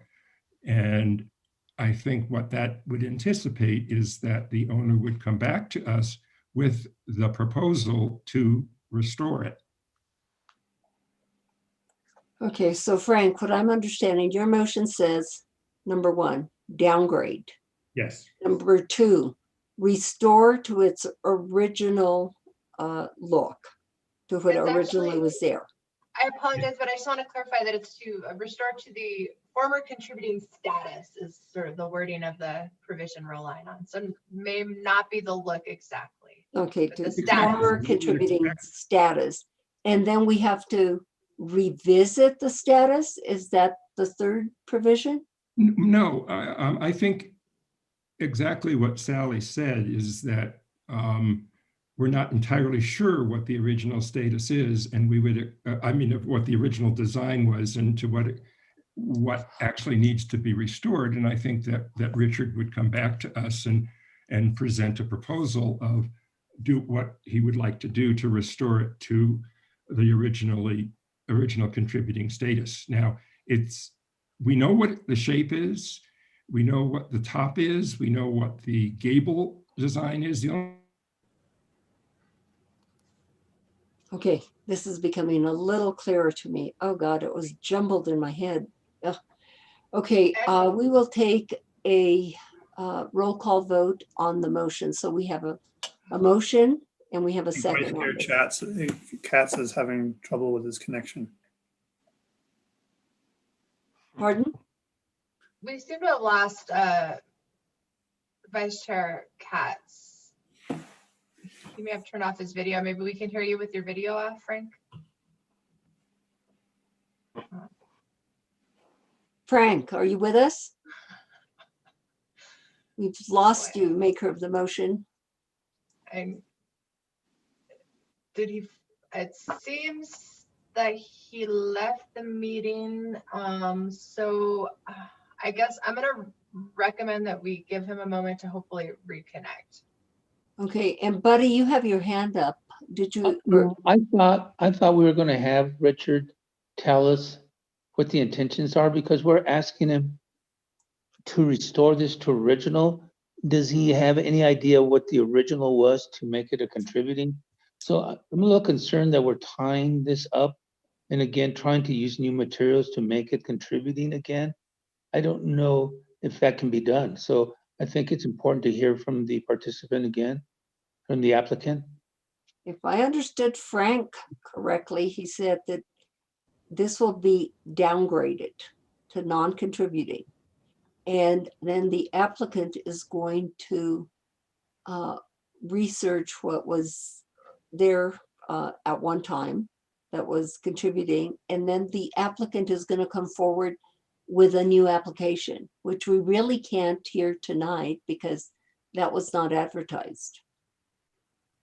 That's correct. And we would need to notice for a remodeling and a status review for the next meeting, and maybe even conduct them as a single hearing. I know we don't normally do that, but in this situation, we might even do the two cases as a single hearing because you're going to need to cut. It's unusual. So we'll have to talk about that procedure, but. Could I recommend not Madam Chairman, going to? Okay, Madam Mr. Chairman, Roybal has the floor. Yes, Buddy. I agree with the downgrading it. I don't agree. I think that when they come back for new status or new, then is when we can designate what should happen, and we can ask them to put it back in if they even know what the original was. That was my concern. I do not have a problem with downgrading it because it does need to be downgraded. But to put a condition on something that might not be possible, it doesn't sound right to me. Thank you. Thank you for that. I kind of go along with Buddy, because when you downgrade something, then the applicant would have the opportunity to come back to the board with whatever they want to do to the project. Well, that was my motion, Madam Chair. I mean, what I'm saying is that he's required to come back to us under the provision of law that I've.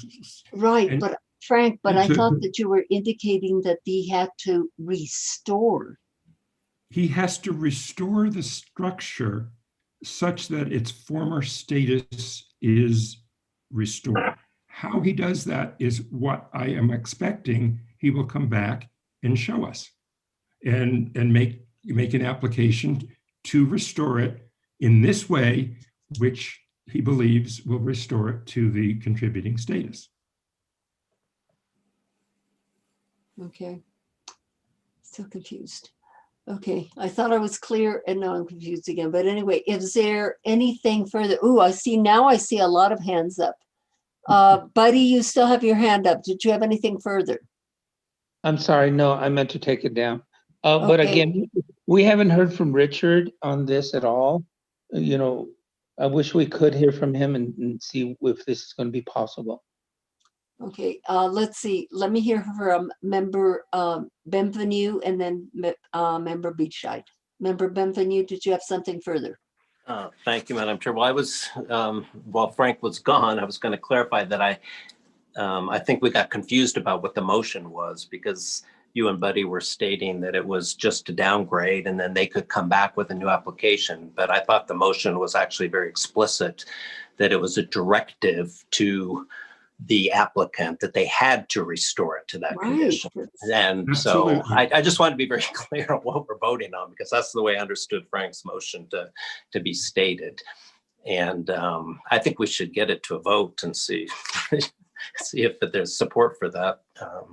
Can I make one thing clearer on that, John? Yeah. Yeah, please. The motion is that the applicant comes back with a proposal to restore the structure that its former status is restored. We're not requiring that he make it identical to what it was, because we probably don't even know what those doors were. But he comes back with a proposal to us that we would say, yes, if you did that, that would restore it to a contributing status. So the design of that, he's directed to, they're directed ultimately to do such a restoration, but he needs to come back to us with a design proposal to ensure that it would be doing that. Right. Okay. Is that clear now? Well, that's very clear to me. I just would reiterate that I don't think we have the legal authority to mandate that. I think that the way it reads is that if property owner A makes changes such that it's downgraded, then property owner A can be directed to restore it. But I don't think if property owner B takes the property at a later date, we have authority to direct property B, owner B, to make that change. Otherwise, we could go back and there are 50 years of changes that have been made to properties all over Santa Fe that we could be directing new property owners to be reversing. And this doesn't seem to me we have that authority at all. Thank you. Member Beachside, did you have something further? I just, to Buddy's point, I just wanted to say that I think if we made this motion without Frank's conditions and just downgraded the property, I think we lose the ability to restatus it. It just becomes a non-contributing structure. It comes back to us for modification, and I'm not clear without this condition how we get back to contributing status, which is what this property is capable of. It can be restored. Okay, Daniel? The recommendation of staff was to retain contributing status, noting the character defining features. And that would require any further remodel proposals to retain those features. And I think we know, the features can also be, I think, reasonably articulated as, a gable or a shingled gable that includes that portion which had been stuccoed over.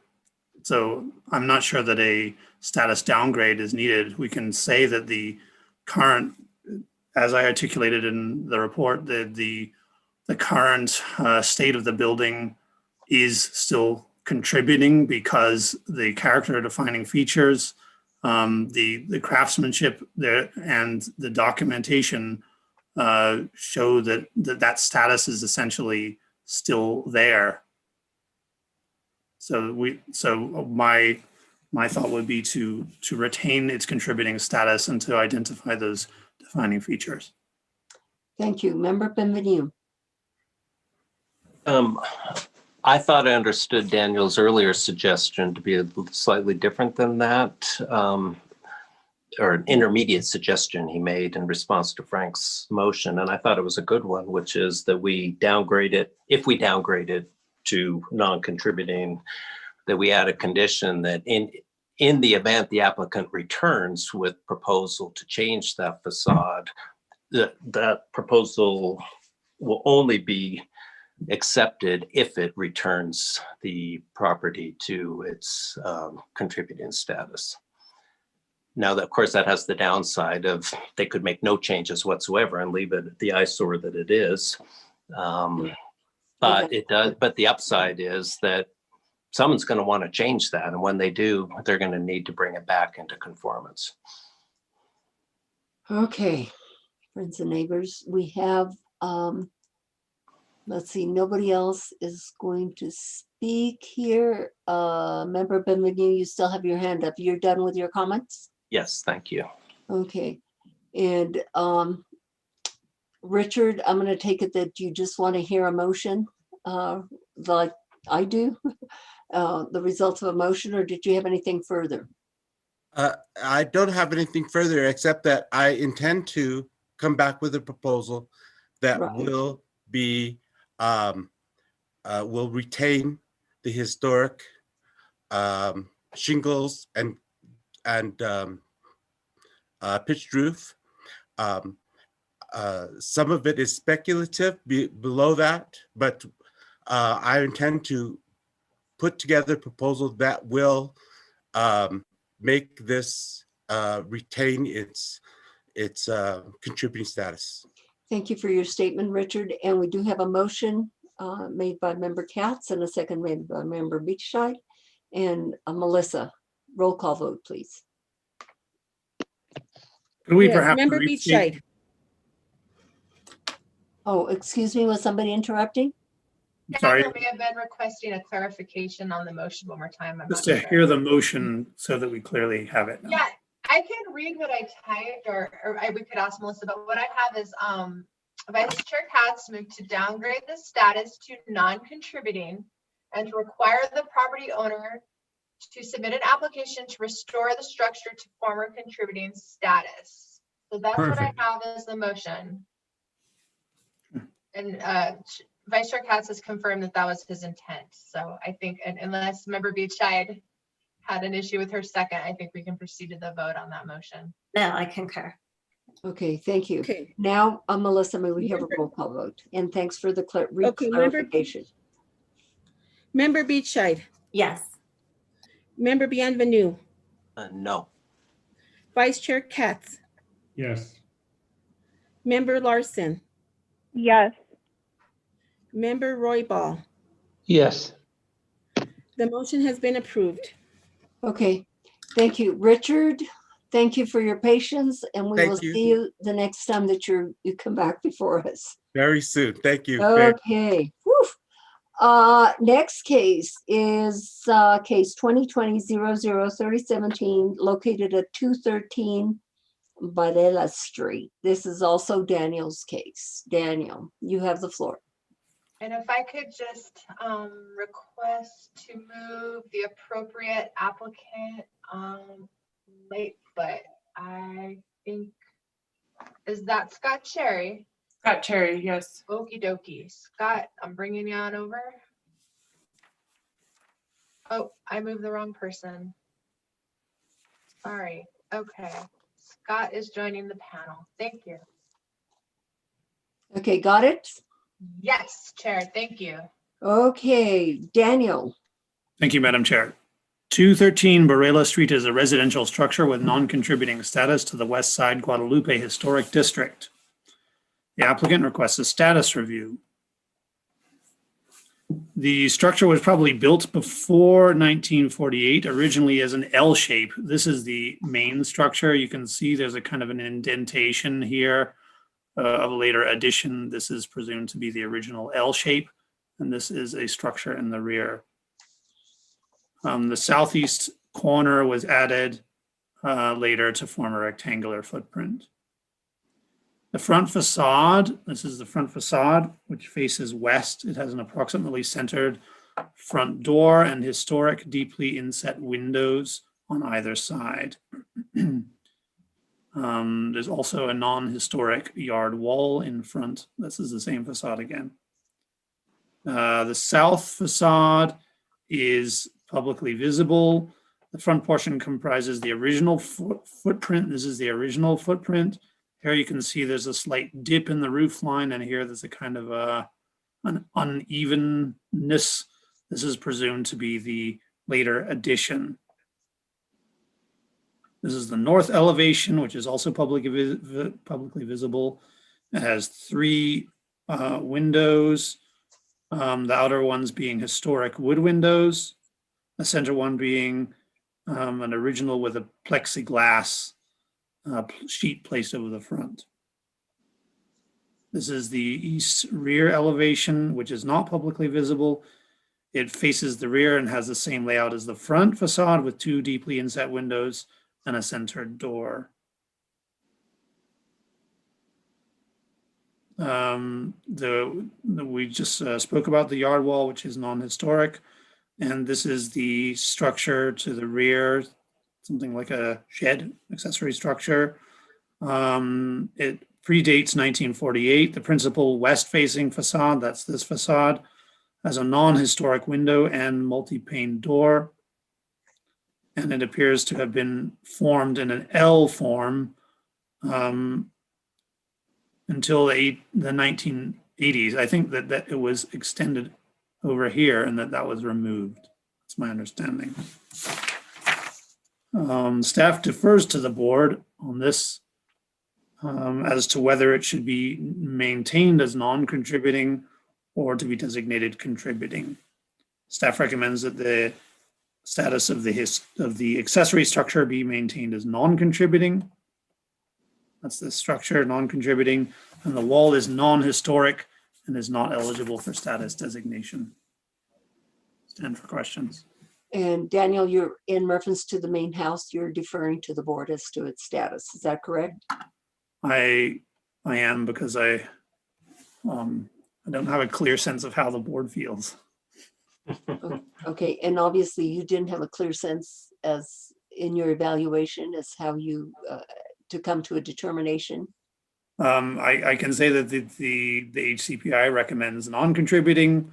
It's a very simple structure made by the owner originally, but I've also seen the board recommend simple structures like these as contributing. So the tendency among staff and the professionals is towards non-contributing. Thank you. Let me see if we have any questions for you from members of the board at this time. Any questions, members? We have Member Benvenu. Thank you, Madam Chair. I guess I was just following up on that last comment. I'm just, it does seem like we have a bit of divergence potentially between at least some of the board members and staff on that, because I was struck by the report that basically said, it doesn't show evidence of outstanding or representative architecture or craftsmanship, but that doesn't seem like any of the criteria that are actually set forth for contributing. And this, certainly looks like a structure that defines the streetscape and contributes to the streetscape as and retains its historical integrity. So I'm wondering what the divergence is on our understandings of what's contributing. It is it? Daniel.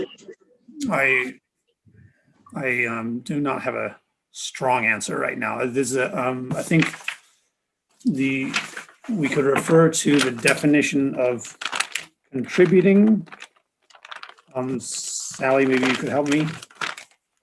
It's a structure located in an historic district approximately 15 years or older that helps to establish and maintain the character of that historic district. Right. Although a contributing structure is not unique in itself, it adds to the historic associations or historic architectural design qualities that are significant for a district. Yeah, so thank you. Simple vernacular architecture seems like right within that definition. Right. You had mentioned, Mr. Benvenu, at the beginning, you mentioned contributing to the streetscape, but the definition is contributing to the district as a whole. So that's correct, yes. That's an important differentiation. The district is quite varied. There are these kind of houses, but there are also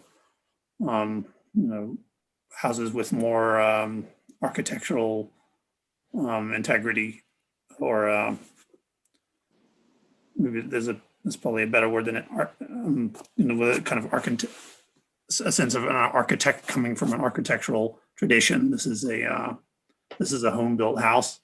So if the board defines this district as a whole as being as having these home built or owner built houses as characteristic of the district, then that could be an argument for a contributing status.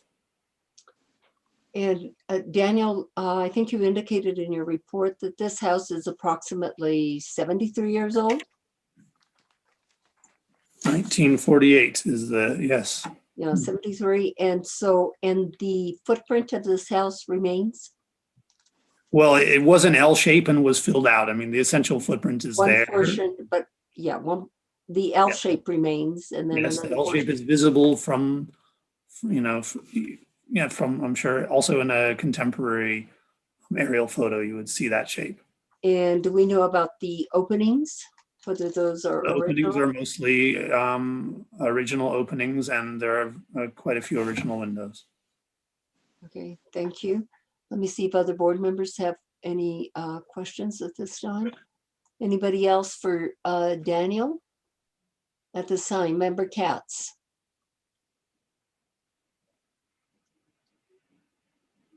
Member Katz, you need to unmute. Try to be good to. Thank you, Madam Chair. I agree with Member Bienvenu. It's curious about our Santa Fe style, because our Santa Fe style is, really comes from vernacular houses, unassuming houses built by the owners. They probably made their own adobes. We didn't do that, but they made their own adobes and they built their house. And that's really what the essence, and I think very true of that district, particularly too. That's what Santa Fe style is, and this is a fine exemplar of that. Not fancy, but fancy isn't really part of adobe architecture. Yeah, really, because this is an example of vernacular style. And as we all know, back in the day, people didn't have the dinero, the money to hire an architect. They did it themselves. The owners of the property did it themselves. They built the houses themselves. As Frank said, they probably made the adobes, and it's very common as the family grew and when they could afford it, the house grew as the family grew and what they could afford to do. And this is an example, probably a very good example of that. Member Beachside. Yeah, just quickly, just to support that line of thought, that this district and this street in particular, I think, are defined by vernacular structures.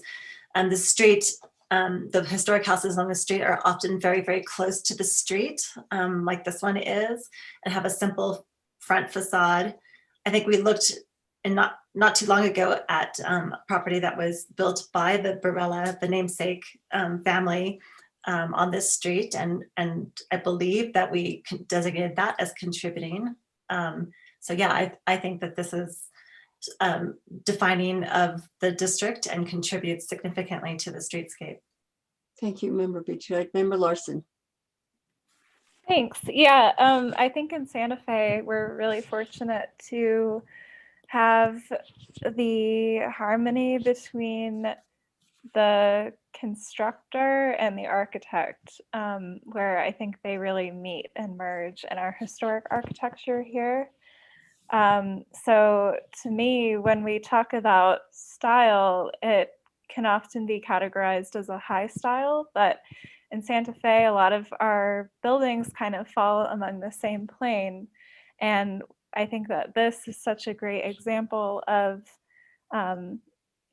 authenticity in Santa Fe, especially in the West Side Guadalupe Historic District, of, that kind of pure expression of this kind of utilitarian building type that is really meeting the needs of the family and is reflecting of, you know, those cultural values as well, that kind of surpass that need to kind of show off and, you know, have this kind of more robust expression of architectural style that we'd see from the side of the architect. So I think that this is a really special example. And I think that, you know, moving forward, I think we should always consider this to be a style because it is at this point in Santa Fe. We must recognize vernacular as a style and an expression. Thanks. Thank you, Member Larson. Any other comments or questions for Daniel at this time? Let's see.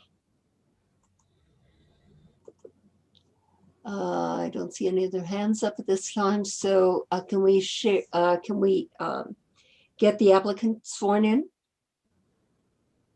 Yes. Do you swear under the penalty of perjury that the testimony you're about to give is the truth, the whole truth, and nothing but the truth? I do.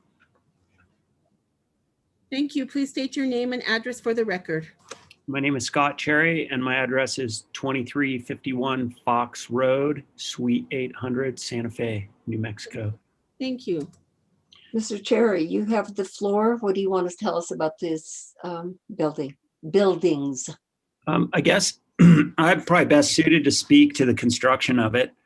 So the information that I could add to this is the photo that you guys have up right now that you're looking at. There's this picture window on the right-hand side. To me, that appears to be to replace probably a window that was like the adjacent window. So two double hungs probably came out of there and a solid sheet of glass went in there. Just to give you guys as much information as I can from assessing it. I've looked at it for a window assessment, but I haven't done that yet. I think we're waiting for the status before I progress that. But this wall in the front is a frame constructed wall that is stuccoed. I'm not recalling, I don't think that's called out in the historic inventory. It's just called out as non-historic, but that is the construction of it. And then I can tell you a little about that structure in the back from a construction standpoint, the little shed structure. So that structure, you can see the photo on the bottom shows the side, and the side is the right-hand side of that building, which faces the street, has the stucco protrudes towards the base. So that is coming out over foundation that's there, and it comes, if you look at the photo below that, it comes down about halfway to down the building, and then it stops protruding. So, and from my assessment of the walls, the front half of that structure is frame, and the back half of that structure is some kind of masonry. And then the stucco's fairly recent, I would say within the last 10 years or so. You can see there's another photo of this structure, a detail of this upper right-hand corner of the front adjacent to the door, where there's exposed stucco netting and paper, which you can't really see in the photo. But anyway, that's what I would have to offer from a construction standpoint. And I agree that it was originally an L-shaped building, and then what is now the kitchen was filled in over some time.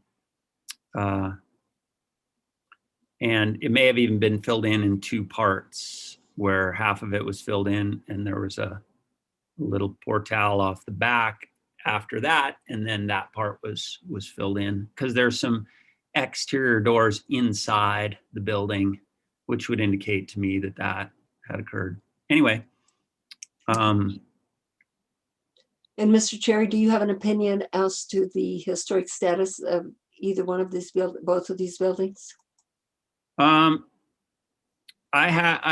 don't necessarily, other than I don't think there was some speculation that the back structure may have been a garage that was accessed from the driveway, and based on the fact that that was split up, I don't think that was really ever the case. Somebody said it may have been a little garage. I think more than likely it was if potentially a garage. It's interesting you have this photo up because there's an arrow. There's another aerial photo where there's a car and you can see potentially maybe they drove in from the other side.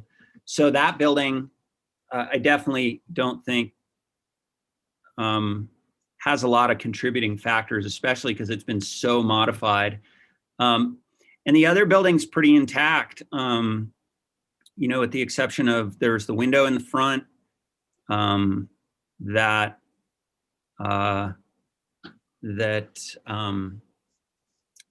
the picture window, that's a modification. And then, the window on the right there. And then the window on the right in this photo is really similar to the other windows. So if that was an addition, it was probably done fairly close in time to the construction of the house, because am making an assumption here, but that the window was provided at a similar time frame. It wasn't provided like 30 or 40 years later. It's a very similar construction. So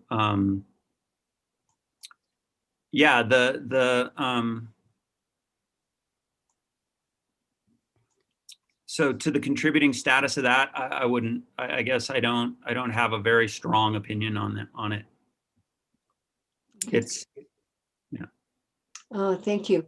In reference to that picture window, I remember back in the day, everybody wanted a picture window. It was back in the 50s. I was sad that our house didn't have a picture window. My cousin's house had picture windows, and I wanted a picture window when I was in grade school. And I don't know, maybe that's original to the house. I don't know, but perhaps it is.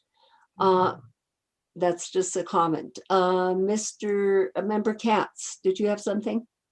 Yes, thank you, Madam Chair. Scott, your description of the construction of the back building, I agree with you that it's been way too much change to have anything but non-contributing status.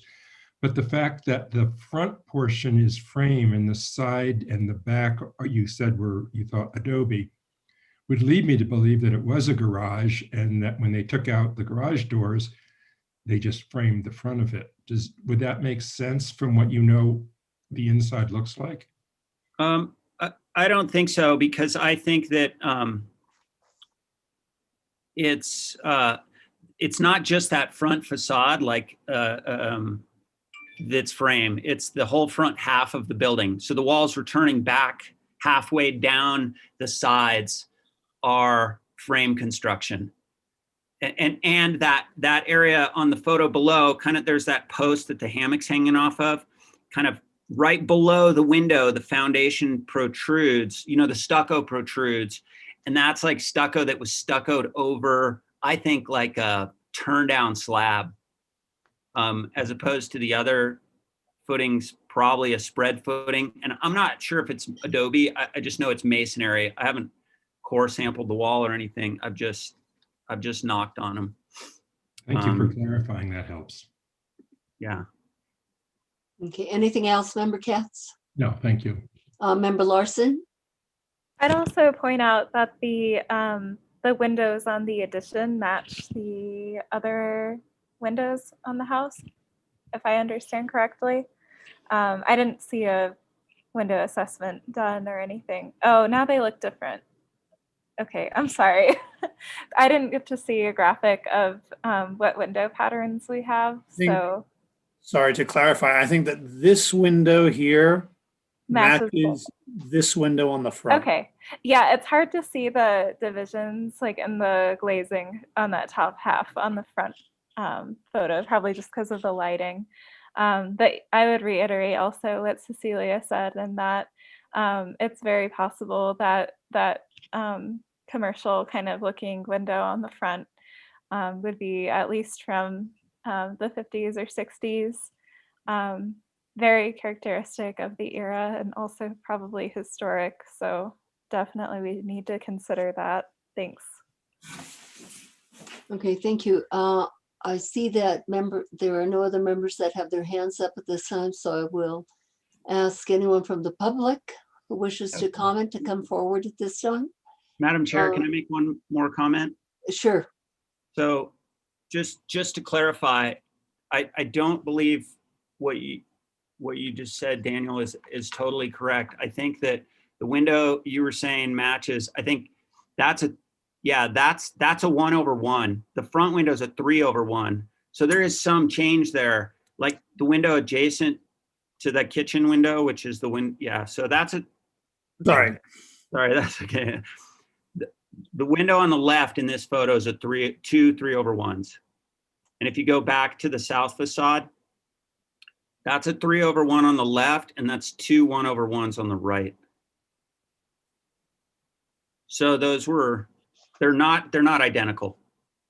Yeah, thank you for that clarification. this is a 1/1 in the rear. And that's a 1/1. So if that was an addition, maybe the styles changed, the time frame changed, and 3/1s weren't as popular anymore. So like you were saying, the picture windows, the more open windows were more popular potentially. But I think that sort of anyway, just to clarify that. Yeah, I would think that the 3/1s are of a later date and the 1/1s are of a later date after the 3/1s, if that makes sense. Agreed. Okay, I will open it for public comment this time. And Stephanie Beninato, you've already been sworn in. Go ahead. Thank you very much. I agree that the back structure should be non-contributing. However, I definitely think the main structure should be contributing. And it kind of does distress me when staff says, well, it's too simple.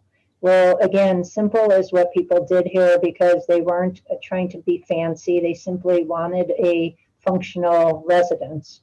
And I do believe that they are small and simple in this area, and that it does definitely contribute to the streetscape and to the historic character of the district.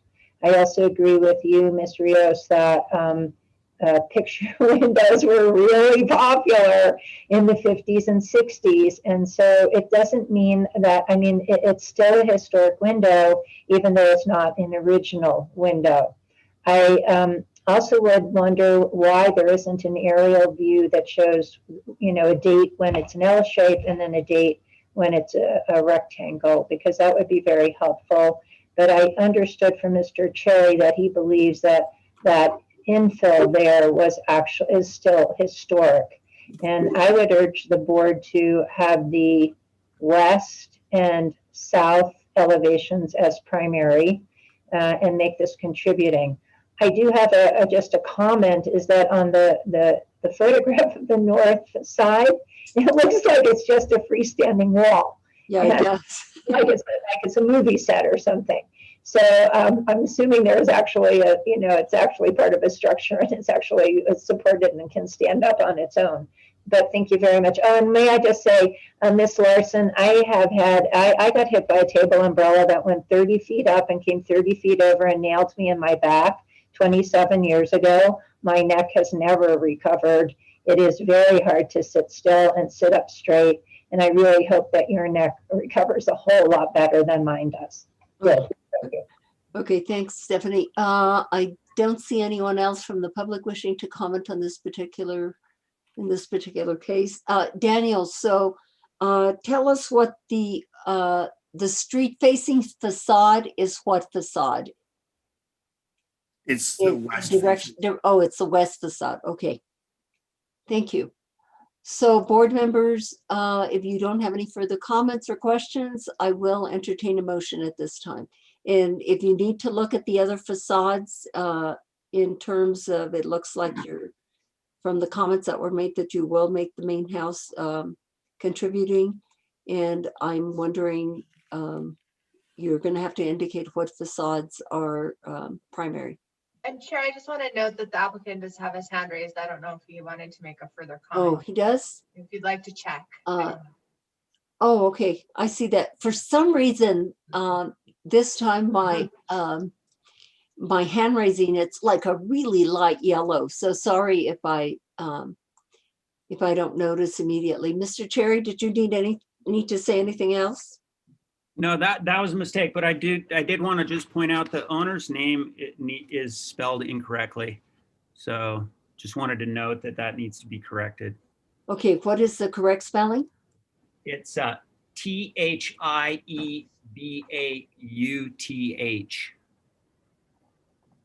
Okay, did you get that, Melissa? Yes. Okay, great. And thank you for pointing that out. Member Larson? If everyone's ready, I'd like to make a motion. Yes, please do. Okay, in case 2020-003017 HDRB, address 213 Barella Street, I will designate the structure as contributing to the historic district with the south and west facades as primary and the accessory structure maintained as non-contributing. Okay, did you wish to address the wall? With I don't know if that was part of the Non-historic. application. Yeah, Oh, I non-historic, good, because, okay, thank you. I apologize for interrupting you in the middle of your motion. No problem. Is there a second? Member Beachside? I'll second the motion and maybe suggest a friendly amendment with respect to the south facade, that we consider maybe the westmost portion of the south facade, which is the portion that excludes the addition, rather than including the entire facade. And I would also suggest excluding the non-historic door on the front. Do you accept that, Member Larson? Or do you not? I accept. Okay, roll call vote, please. Can I ask for clarification? Oh, I'm okay, looking at this picture.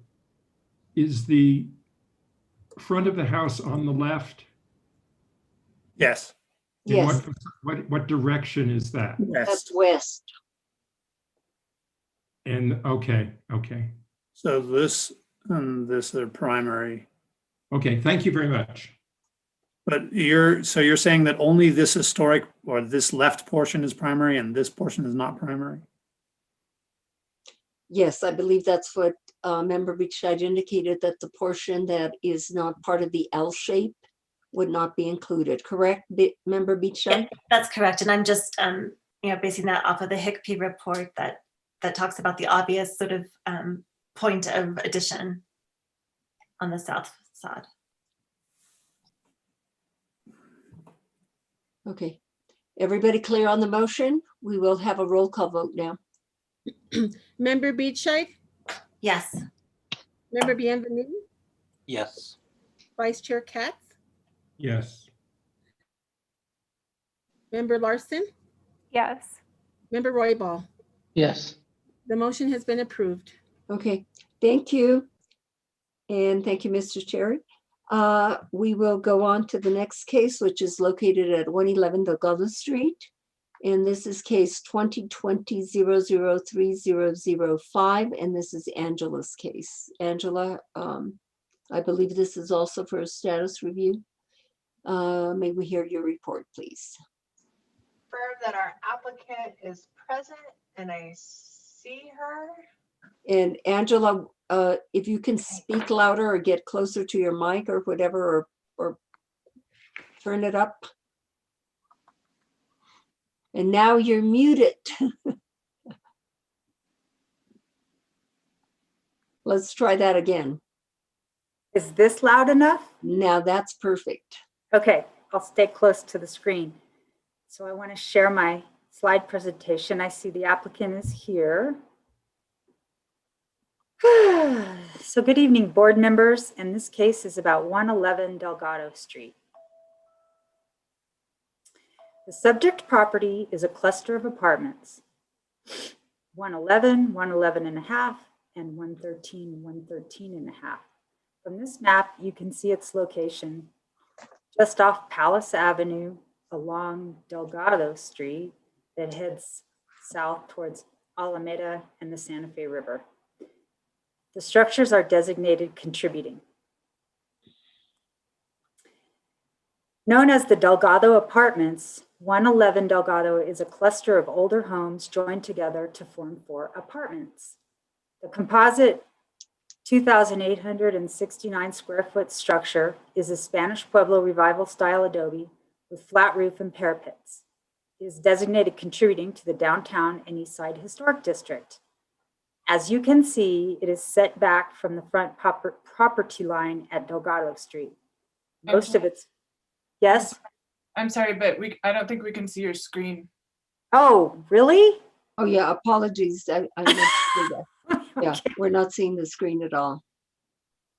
Thanks for pointing that out.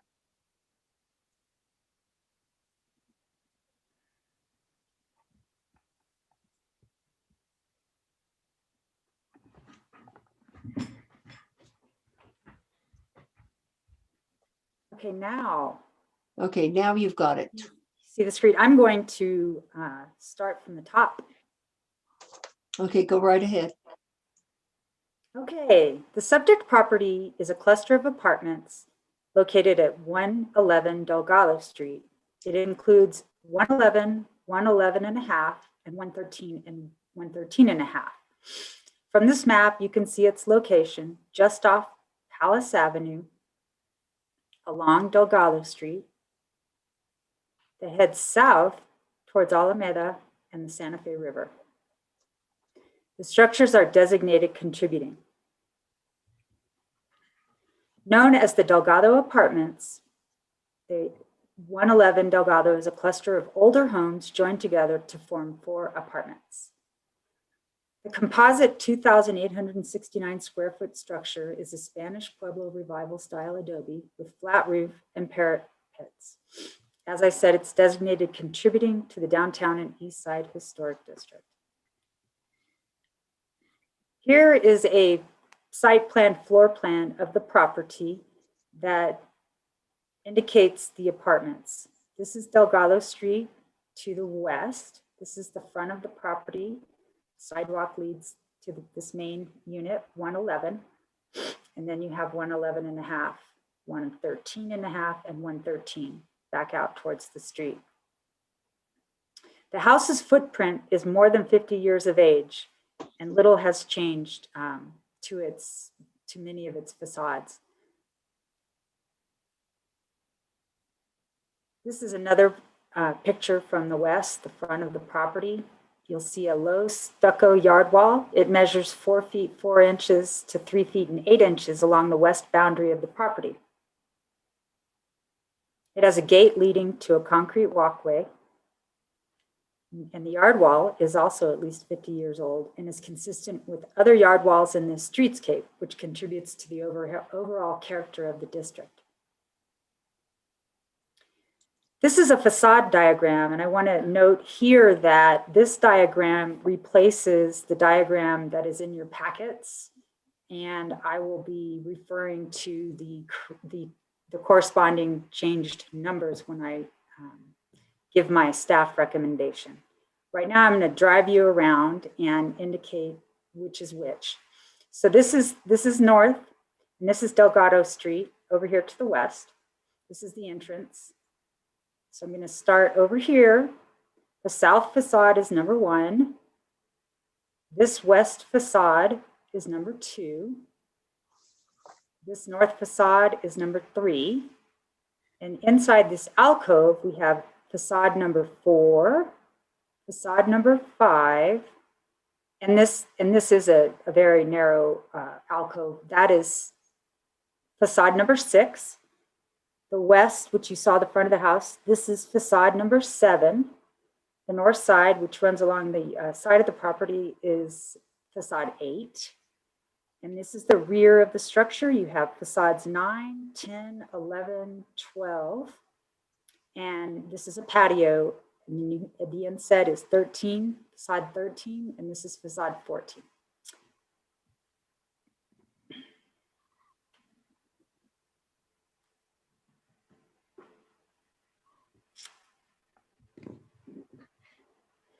This is an aerial photo showing the property. The date is unknown. This is appears in the historical survey that was done for this case in the packet. I wanted you to show you the aerial and how far back the house is set from Delgado Street. This is one of the Sanborn fire insurance maps. This is more the original neighborhood site. You can see that the Arroyo Sais is what feeds into the Santa Fe River when it's flowing. The subject property is located to the east of that, as are these other properties front that arroyo. There is a wood bridge over this that goes to all of these houses.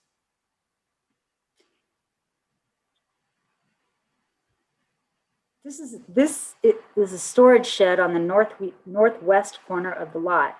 It is not publicly visible. It's constructed of hollow clay structural tile and faced with stucco. Its origins are unclear. Going back to the front of the house, this is shows clearly the west facades. This one and this one. And this is a photo close up of the street yard wall. And so you have the house to that direction. This is Delgado Street, and this is a wooden bridge. Again, this is from the front of the house, but more towards the north. So you have this is the front of the house set back. This is another front of an apartment. This is the north facade of apartment number 113. Apartment number 113, this is the south facade. And you'll note that it's common wall construction. This darker stucco structure is not part of this address. This is a more close-up of of 111, which is the main house, I think, showing all of its intact historical features and materials. And this is apartments 113, 113 and a half. You'll see the north and the east elevations. This is part of that inset. And then these are photos of the east courtyard. As you can see, very deep set, recessed casement windows. This is a narrow passage as the entrance to apartment 111. This is the courtyard, the east elevation of the courtyard of apartment 113 and a half. This is 111 and a half. This is the north elevation, and it's the porch. The applicant is before the board for a historic status review and designation of primary facades as applicable. The applicant has provided a new historic cultural properties inventory form that describes both the construction sequence and family history. Staff recommends retaining the structure's contributing status per 14-5.2C, regulation of significant and contributing structures in the historic districts. Staff recommends designating its west facades, and I'll go back to that diagram, number 2 and number 7 as well as its north and south facades, 3 and 1, primary. Staff recommends designating the yard wall as contributing and the storage shed non-contributing. And with that, I conclude my report. Thank you, Angela. So Angela, was this one house at one time in this was built in 1920? So it's 101 years old? Yeah. And then it was converted into 4 apartments, is that correct? Yes, Chair Rios. These were individual houses, I guess, that were connected. And even some of the property is believed to connect to houses that front. Yeah, but I was asking, was this one house at one time? Just one? No. One big house? No? It was 4? I have passed this property many times. It's a ways away from Delgado Street. And I've always admired this property and always been curious about it. So you're not alone, Chair Rios. It's very special. It's unique that it's set back that way. Yeah, that's really great about it. Let me see if board members have questions for you or comments at this time. Member Roybal. I'm a little confused on the address. Are we just doing 111 and not the other numbers? Or should we be addressing all the numbers with this? The way it's been presented, seems like it's not just 111 plus it's also the other apartments. Thank you, Chair Roybal, for that question. It's one address, 111 Delgado, and the units are split up into the other 3. It's one property, 111 Delgado. But then to distinguish the 4, they've given them different addresses within that property. Is that correct? Correct. Okay. Let me see. Any other questions, board members, at this time? Okay, if not, let's swear in the applicant. Do you swear under the penalty of perjury that the testimony you're about to give is the truth, the whole truth, and nothing but the truth? You're muted. Okay. There you go. Yes, I do. Thank you. Please state your name and address for the record. My home address? My name is Nancy Waite and I live in Tesuque, New Mexico. And is that enough of an address, Melissa? I don't know, Sally, I think we need an address with a number. It's Thank you. P.O. Box 104, Tesuque, New Mexico, 87574. Thank you. Okay, thank you, Ms. Waite. What do you have to add to what Angela just told us about this property? Well, she's pretty right on. I had a historic survey done on it. And from what I could understand is that there were maybe 2 original places here, but it's hard to know. But what he had said was that they seemed to be used as domestic houses for people in the surrounding area. I mean, this is just what I've been reading. This is all new to me too, so I apologize if I sound not so confident or know exactly what I'm talking about. This is totally new to me. I've known this property since the early 70s because I lived in 111 Delgado, and then my parents bought it while I was living there. So I know this place really inside and out, and it's always been 4 units since I was there. The 4 111, 1.5, 113.5, and 113. And I guess because water goes to all of them at the same as in one thing, it's called what they designated as 111 Delgado for the whole unit as regards to water, but each one has their own address for electricity and heat. I don't know what else you want to know. Okay, and I'm going to guess that you feel this should, let me ask Angela this question. Is this presently designated as contributing? Yes. That's what I thought. And so this evening we are determining whether it should remain contributing and also designating primary facades. Is that correct? That's correct. Okay. And I'm going to guess, Ms. Waite, being that you're very familiar with the property, that you also agree that this is should remain contributing. Yes, definitely, it is. Okay, Ms. Waite, let me see if staff, if board members have any questions for you or further comments. Any comments or questions, board members, either for Angela or for Ms. Waite? Yes, Member Katz. Yes, thank you, Madam Chair. I would like to thank the owner for keeping the house the way it was. I have a close friend, Nathaniel Messimer, who lived in 111. That's right, for yes. years. He And- lived in number 111, same as I did. Yes, and I remember it well, and it's just a wonderful house, and it's great that it's been preserved. Thank you. Okay, thank you.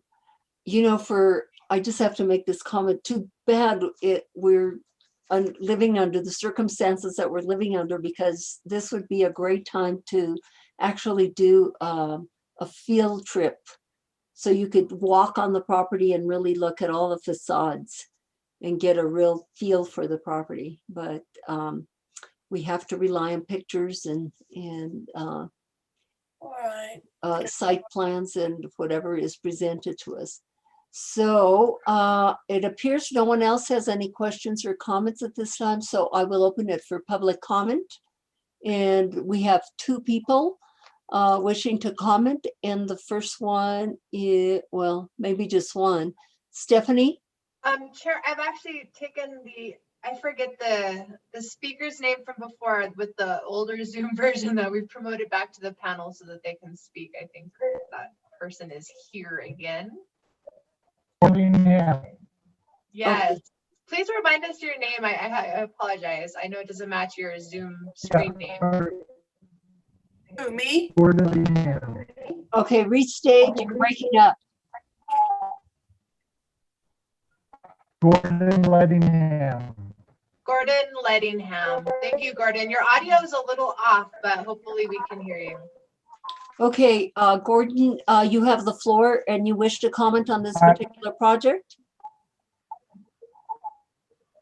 Yes, is the anyone provides Ooh, I have to interrupt you. I'm gonna have to interrupt you. Hang on. You are really breaking up. And I don't know how that can be corrected, but is there anything you can do to correct that?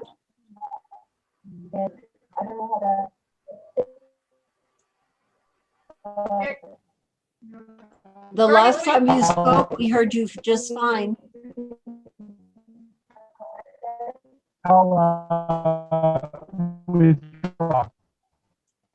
Okay, you're really coming in poorly. Does he Gordon, perhaps perhaps, have two devices on? yeah, if you have more than one device, maybe make sure anything's muted that's not the main computer, whatever you're using. And the other thing, if you would like to try leaving the meeting and rejoining.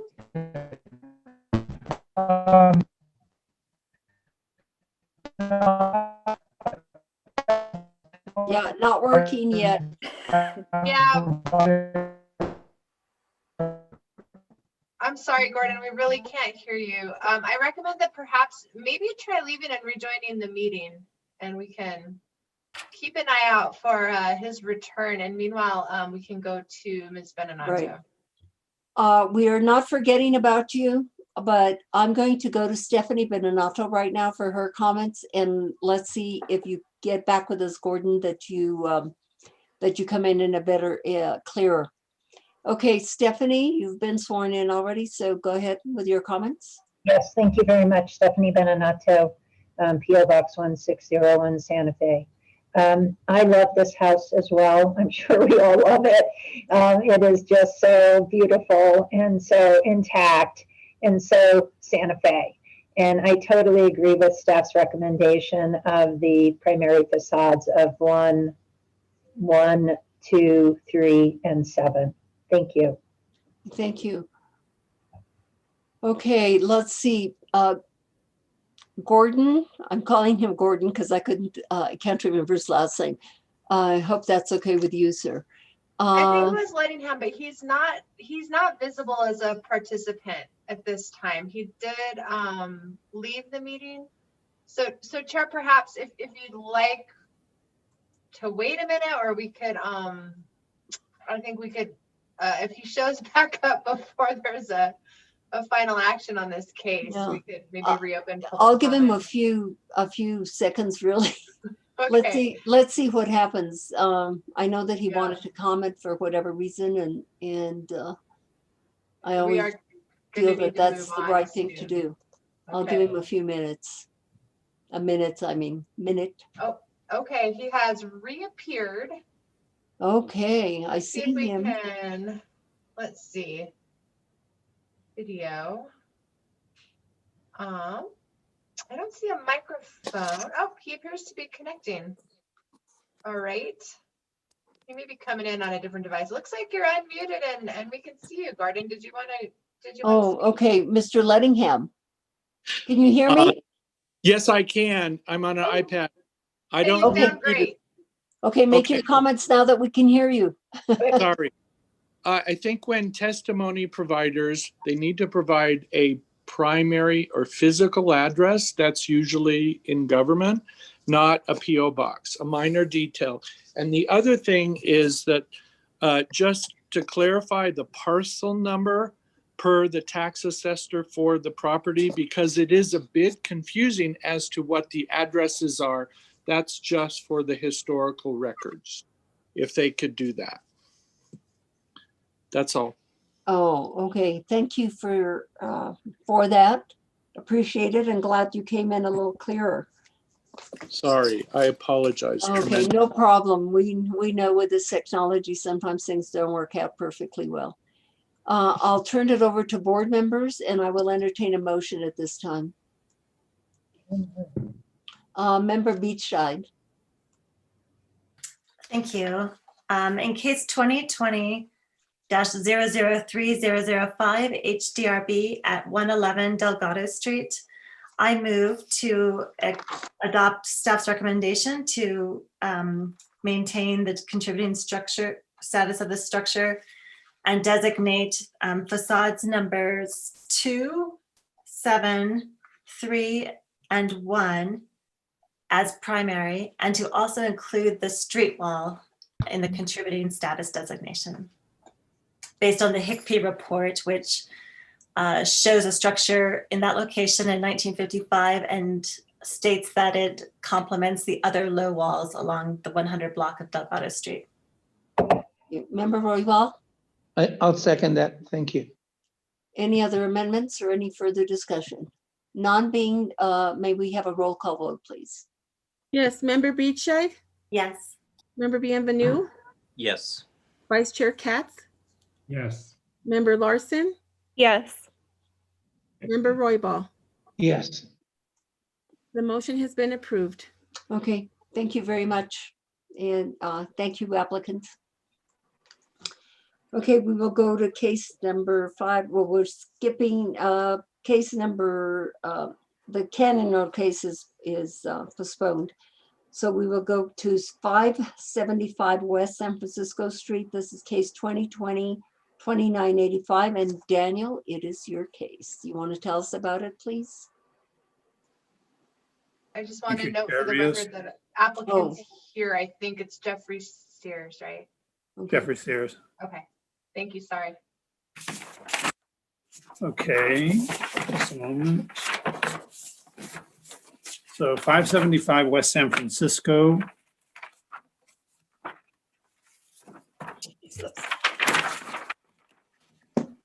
is a 1,383 square foot single family residence listed as contributing to the downtown and east side historic district. It was built in a quote vernacular style in 1928. It has tan stucco walls, is rectangular in shape, and has originally had a shed roof, which was later converted to a quote extremely low gable. You can see the very slight gable here. With extended eaves, exposed roof joists, and aluminum gutters. It is on the southwest oriented corner lot facing San Francisco and Quintana streets. This is San Francisco, and Quintana goes up over here.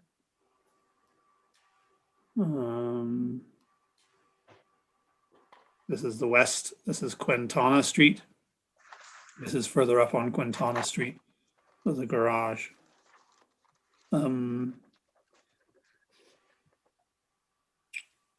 It is located on the west-oriented corner lot facing San Francisco and Quintana Street. It has a portal on the southwest corner here. And the west and east facades characterized by deeply inset windows, as you can see here. In 2014, the south, west, and east facades were designated primary. So this facade is primary. This facade is primary.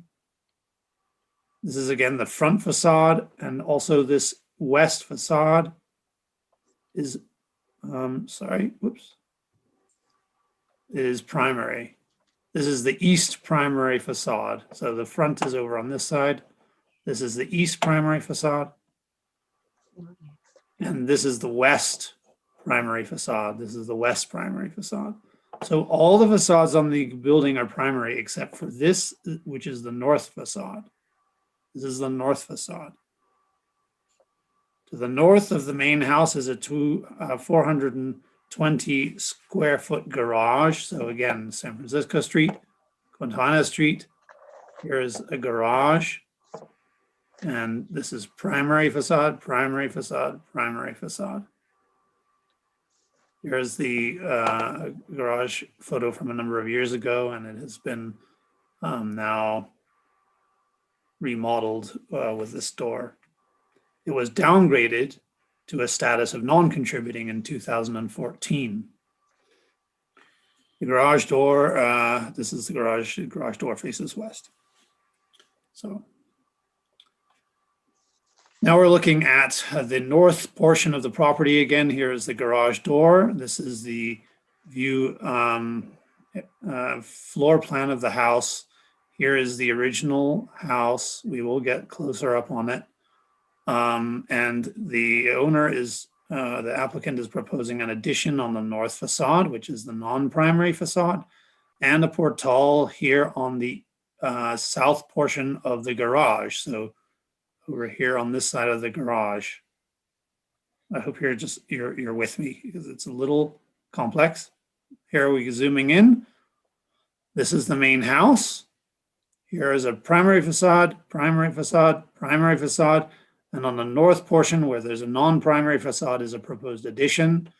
And I'm repeating myself, I know, here is a portal proposed here. So now we'll go into a little more detail. The applicant proposes the following exterior alterations. The first one, which is unfortunately number 2 in the packet, remodel the storage area of the non-contributing garage into an office and construct a 192 square foot portal on the south facade. So that's here. This is a non-contributing structure. Windows will be aluminum clad, painted Valspar sage slate. Kind of a greenish gray. So the next, and here is the south view of the proposed portal. This is a photo of the garage from the south and a drawing of that same elevation. And this is the proposed portal. Now we come to the main house that's contributing again with 3 primary facades.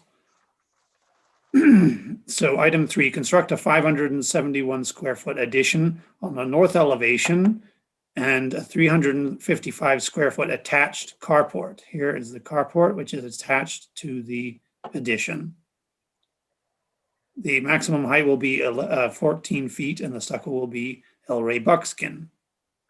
The existing structure includes 2 bathrooms, 2 bedrooms, a kitchen, and a dining room, as well as storage spaces. The addition would include a 3rd bathroom that's located here, a master bedroom, and a breakfast room. There's a master bedroom and breakfast room, which leads into the kitchen. A 355 square foot carport will be attached to the west facade of the addition. It will be 9 foot 8 inches in height with exposed wood beams, columns, and corbels stained light brown. The door will be reinstalled and slated. This is the front door, installed and reinstalled and painted sage slate. The roofs on the addition, carport, and portal will be standing seam in the gray metal. And now I'm going to go over the exceptions. There are 4 exceptions requested, and this is showing the first exception, which is to exceed the footprint of the original structure by more than 50%. That includes the addition and the carport are considered one addition, and together they exceed 50% of this original structure. Exception number B. Construct an addition less than 10 feet from the primary facade. Again, this is the east facade. And here we have a setback of 2 feet 6 inches to accommodate a reasonably sized addition. This facade is only 29 feet. So here the applicant has done a 10-foot setback, which then comes out on this side. With 29 feet, you're not left with much if you subtract 10 feet from both primary facades. So there is a requested exception here. Third exception, exception C, prohibiting a pitched roof where less than 50% of the roofs in the streetscape are pitched.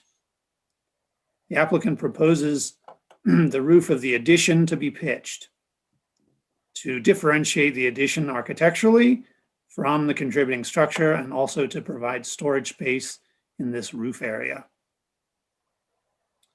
Exception D is to remove historic materials. Here is the original or the existing facade with a door. Here you can see it in the photo. And the applicant is proposing to simply stucco over this lower portion of the opening to create a window opening. This leads into the kitchen. Now it leads into the kitchen, and they want to remodel the kitchen so that this would become a window area. This is a photocopy of what should be El Rey buckskin. Obviously, buckskin doesn't look like that. So those are that's the report. The staff recommends, and I'm going to go through the 4 criteria. The staff recommends that the criteria for an exception to exceed 50% has not been met. It recommends that the criteria for an exception to construct an addition less than 10 feet from a primary facade have been met. Staff recommends that the criteria for an exception prohibiting a pitched roof where less than 50% of the roofs in the streetscape are pitched have not been met. And staff recommends that the criteria for an exception to remove historic materials and alter architectural features have not been met. The board may find that the criteria have been met upon further testimony, in which case the application would be found to comply with section 14-5.2D and I for the design standards. That's the report. I stand for questions. Okay, so Daniel, out of the 4 exception criteria, you agree with only 1. You feel that only 1 has been met out of the 4. Is that correct?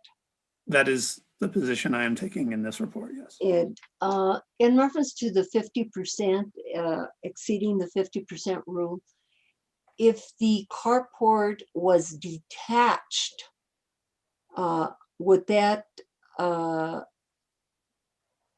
meet the 50%? Would that be under 50%? Yes, it would. Okay. And also in reference to, can you put the elevation up where the applicant, yes, well, where the applicant, not that one, where the applicant is proposing to put a window instead of the existing door. There we go. So in that case, is the window of the same proportion, the same width as the existing door?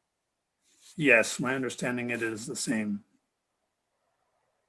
And you feel that the feature of the door is important enough not to be able to replace that with a window? Is that correct? Yes, I'm just taking a view that this is a primary facade and that certain criteria must be met in order to warrant changing historic features. And do you know what the ordinance, you or Sally, do you know what the ordinance tells us in reference to replacing a door with a window or vice versa on a primary facade? I can find it, Daniel, if you don't have it close at hand. Well, I've cited D2. it's Okay, we'll let Sally. D1A. D1A. Wait. Windows D5A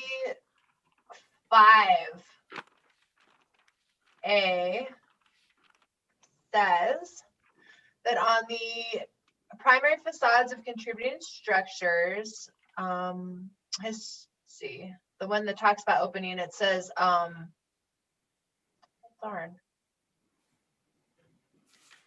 Okay, I'm sorry. I don't see. Oh, there it is. No opening shall be widened or narrowed. That's I think the relevant sentence. Is that the one you were sort of relying on? It's not the one that I cited, but it's also appropriate. My one was D1A, which is removal of historic materials or alteration of architectural features and spaces that embody the status shall be prohibited. Thanks, Daniel. Okay, thank you. Let me see if other members have any comments or questions. Member Katz. Thank you, Madam. Thank you, Madam Chair. Daniel, I have a couple of questions. Is the door historic? Do you know? I don't know off the top of my head.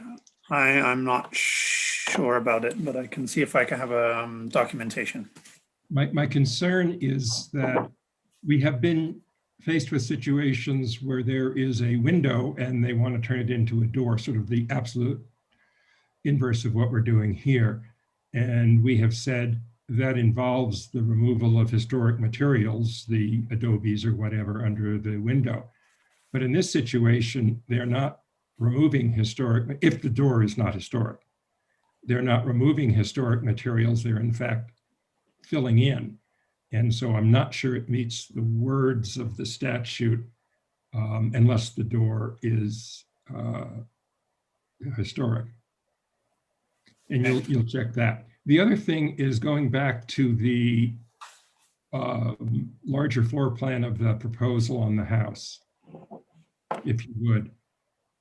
And I'm not sure, maybe Sally can help us here. Maybe Daniel can help. Daniel, is the corner of the addition, the southwest corner of the addition on the southwest corner would be here. So no. North is to the left. Corner of the house. I'm talking about the southwest corner of the addition. This one? Yeah, right there, right there. Is that 10 feet from the primary facade, primary west facade of the house? I would have to measure that. Because, and I mean, I'm fine with it. I think it looks fine. And since we are going to, I mean, since you're recommending approving the exception for not being 10 feet on the other side, I don't think that bothers me, but that, I think that that's an issue that we have to. The drawing says 7'6". Well, that's the width, but that's to the. 7'6" is from here to here. Right, but that's not a primary facade. The primary facade's the west facade. That's the corner. Yeah. That corner, yeah, from that corner to the other corner would be, need to be 10 feet, or we would have. You're saying from this corner to this corner? Yes. We would have to allow for an exception. That would be part of the exception that you're recommending, I assume. I'll measure it, see what number I get with. Okay. And so what you're saying with the exception for the increasing of the footprint could be solved by simply detaching the carport from the building? Yes. Okay, thank you. Okay, board members, any other questions at this time? This is the second to last. Or comments? I don't see any hands raised, so we will swear in the applicant.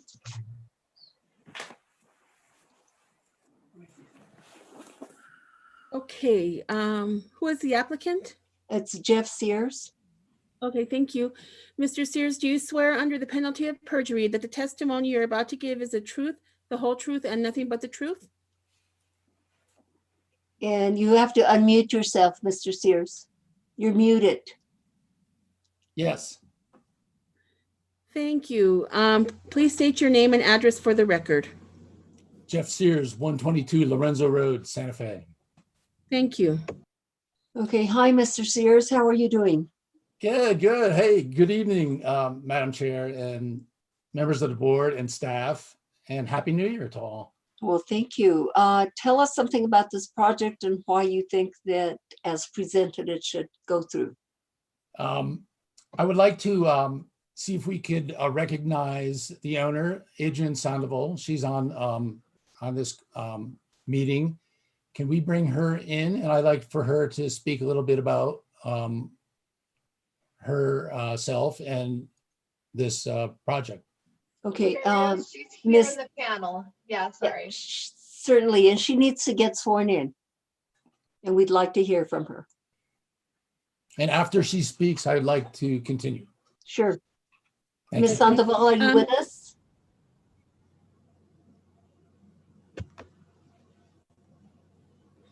At this time, I don't. Can you hear me? Yes, now we can. Thank you. Okay, do you swear under the penalty of perjury that the testimony you're about to give is the truth, the whole truth, and nothing but the truth? I do. Thank you. Please state your name and address for the record. Adrienne Sandoval, 575 West San Francisco Street. Thank you. Okay, Ms. Sandoval, you have the floor and we'd like to hear from you. What do you have to tell us about this project? Thank you. Madam Chair and members of the board, I will try to be brief. I just want to outline a little bit about myself and why we are proposing this project even to begin with. So as I mentioned, I'm Adrienne Sandoval. I moved here to Santa Fe a couple years ago, actually from Denver, and I really just love this city. I came to work for the state government here. And Santa Fe is where I see myself for the future. I love the neighborhood that I'm in. I frequently, 3 or 4 times a week, people probably see me running up and down the street with my dogs.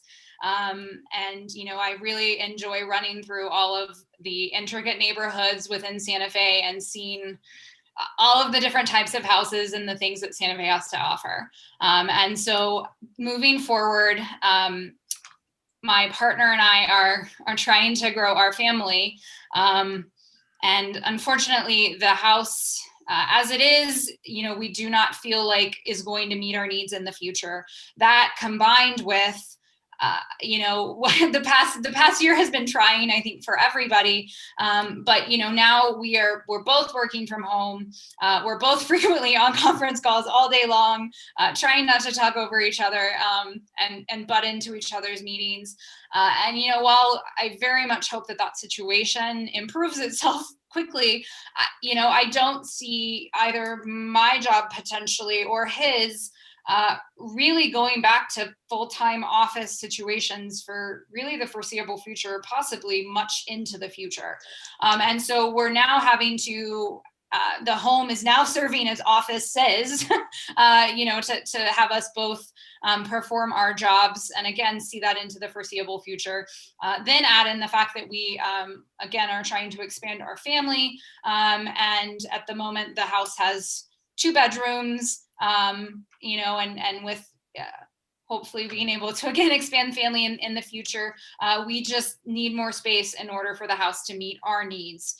If the house ultimately, if we can't get to that point, you know, we would probably be in a situation where we unfortunately would need to kind of reevaluate our living situation and potentially sell this house and look for another one that gives us the space we need. But as I said, you know, I am excited and really love to be in Santa Fe. I love the neighborhood that I'm in. I love the character of it. I love that, you know, I think met a lot more neighbors over the past couple months, being at home more frequently. And you know, we would really love to stay here. But again, the house ultimately has to meet our needs. So thank you for your time today, and thank you, you know, for your consideration. Yeah, Ms. Sandoval, can you tell us why you are proposing a pitched roof in a portion of the home, I guess, in the new office space? Sure, I'd be happy to, and I will do my best to answer that, and then I think Mr. Sears can also help to answer that. So, you know, ultimately, I think from my understanding, it meets the height requirements of the area. So there's, you know, the setback off of the neighbor's house to the north, but partially the pitched roof is, instead of being 14 feet all across the you know, the entirety of the addition, it's going to be pitched and 14 feet at the height of it. And so it may end up limiting, well, it should end up really limiting the impact on my neighbor to the north's property, hopefully not, you know, having as much impact on the sunlight that goes into that property, et cetera. We're also looking, because we want to partially convert, you know, that garage into some office space, we'll be losing storage space there. And so looking to replace that in some of that pitched roof and the attic space. In addition, you know, there are, I think it doesn't meet the 50% rule for the neighborhood, but there are a handful of houses in the neighborhood, and, you know, I think would help to distinguish the addition from the main house while still meeting the character of the neighborhood. But again, I'm sure Mr. Sears has maybe some more technical terminology for you there. Okay, thank you. Yeah, just stand by in case there's other members that want to ask you a question. Not a problem. Thank you. Jeff, you want to continue? Yes, thank you, Adrian. And at our initial site meeting with Daniel, we presented a proposed addition on the east side in the yard area. That's right there where it says open, partially cut off. Daniel stated that he could not support an addition on this side, one of the 3 primary facades. And he also stated he did not think the board would approve an addition on that side also. So the proposal includes an addition that requires 4 exceptions. Staff agrees with the exception for reducing the 10-foot setback, and that is to the 2'6" on that northeast corner of the contributing building. The remaining 3, the staff does not agree with. We propose that these are modest exceptions and in keeping with the character of the sub-district. The removal of the door and replacing with a window is on the far northeast corner of the east primary facade. next to the exception for the setback on the addition. And it is the least visible of any of the primary facades, and especially that northeast corner. Exceeding 50% of the existing footprint is only an addition of 157 square feet over the 50%. And that is primarily in the carport, which is 355 feet. And so that 157 square feet additionally is in that space, as well as the carport, of course, being open on 3 sides and much less, impactful in terms of its massing. We agree with, at this point, I'll agree with, separating that. The question is by how much, if that meets or takes off this exception for the 50% footprint in excess. Oh, the pitch roof. So the pitch roof, this is, what we feel is in character with the streetscape and the sub-district. I liked earlier the discussion regarding Barella, the issue around vernacular and what that means in the historic districts and the sub-districts. And I really think that what I tried to present here was an addition that looks like something that came over time in a very vernacular way, meaning that this potentially could be thought of as an outbuilding, a garage, that then as the family grew and as Adrienne has indicated, she wants to grow her family. The garage was incorporated into the house by adding the small bridge space in between. So I think it very much thought of that way. Very simple also in that it is in that character of a vernacular continuing development of this property. But I think most importantly is that the distinction of the addition to the contributing building. I think that distinction is very important, and we've of course dealt with that, and I've dealt with that on many cases in terms of how we look at an addition to a contributing or a significant building, and that it stands alone. In essence, it stands apart, and it is easily distinguished. Like 50 years from now, when the next board, or maybe some of you will still be around, is considering this, they could remember, and then it has this appearance, again, of a distinct development of the property and maintains the very simple, beautiful character of the contributing building. I think again that the pitched roof, as Adrienne described, will be less impactful, even though we can go to that 14 feet to gain even more storage up there. But this is a compromise, that little bit of attic space from the removal of storage in the garage. The pitch, of course, diminishes visually the impact on the neighbor to the north, as well as maintains their sunlight, solar gain into their yard. With that, we're here for any other questions. Okay, thank you, Jeff, for that. Board members, do you have questions either for Ms. Sandoval or Mr. Sears at this time? Let me see what we have. I see that Mr. Katz has his hand up. Yes, Frank. Member Katz. There we go. Thank you. A carport separated from the house would get you away from the 50% rule. And we had discussion in another case, and staff can probably guide you. It sort of depends where the support is. I think the support may have to have a certain distance, but I don't know. But the roof could go almost to the house.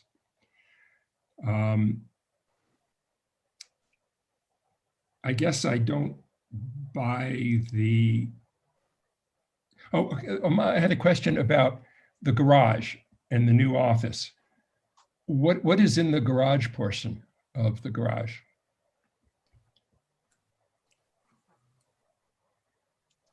That is still just labeled as a garage. I mean, just for, I guess it really becomes storage at this point. Yeah, couldn't that provide the storage that you say is so needed rather than above? I mean, climbing up into an attic to get storage is never very comfortable. In garage, you have the space there for storage. Well, I always think about going up into the attic to get Christmas decorations or to look for Christmas presents that were hidden up there. But anyhow, no, I believe Adrian, are you planning on thinking using that also more in as an exercise area, workout area? Is that where you're thinking that it's going to go in the future? Yeah, likely so at this point, Member Katz. That's another casualty, I think, of COVID. I in general, am very active, as is my partner. And instead of going to the gym now, it's all done at home. And so we've also sort of combined our house into office space, living space, workout space. And so that might be an option for that area. And Member Katz, also, we're proposing to take those garage doors that are on there now, which are very nice. And you could see in this drawing here, we're proposing to put those back on there as sliding doors. Of course, they can't open out anymore. They'll hit the addition or potentially hit the addition there. So we want to kind of keep that intact as much as possible, and you know, as a simpler outbuilding. Thank you, Jeff. Okay, anybody else wishing to comment or ask a question or two? If not, I will take it to public comment. We have Stephanie Beninato, for sure. If anybody else wishes to comment on this project, please let it be known at this time. Stephanie, you have the floor. You have been sworn in. Thank you very much. I have a lot of comments about this. I think the portal on the what is now the garage that will be a studio space is really very wide, 12 feet wide. I think it should be, in terms of keeping with what looks traditional to be something like 8 feet wide, which would have a slightly less impact on that primary facade. I find the need about COVID to not be a hardship because everybody is suffering from COVID. Everybody is staying home, and everybody is working from home. Whether working from home will continue beyond the next year or not is really an unknown, but it is not something that is for sure. So then again, it is speculative, as is having children, although we do hope that the Miss Sandoval and her partner will be able to do that. But it is really speculative. And as it is now, they do have a dining room, a living room, 2 bedrooms, 2 baths, and what will be an office space. So it seems like there should be enough room for 2 people to work at home, even if given the configuration. And needing an exercise room, I mean, that's just really, it's not something essential for living in a house. And actually the city recreational facility at Chavez is open. You can go there and use spin bikes and weights and ellipticals and swimming pools and all kinds of things like that. So saying that you need it for that, I find really not very persuasive. In terms of the kitchen and the door, I think if the door is not historic, that it would be fine to fill it in. I would suggest, yes, I like the idea that it's a different window pattern so that it is visually distinct. And I can see from the design interiorly that it will make the kitchen much more usable. Not sure you need a breakfast nook in addition to a dining room and a kitchen. And I do definitely think that the carport should be separated so there isn't an addition, an increase in 50%, over 50%. And I don't find the sloped roof to be in keeping with the streetscape. And I believe that Mr. Katz is right. The garage could be used. There's seemingly a lot of space in that house for storage, and perhaps going down and creating a basement under the addition rather than going up might be a way of getting more storage if needed. Although I do agree with Mr. Sears that my parents often hid Christmas presents in the attic, and we knew exactly where to go and look in our attic. Thank you. Okay, thank you. Mr. Langham, you have your hand up and you have the floor.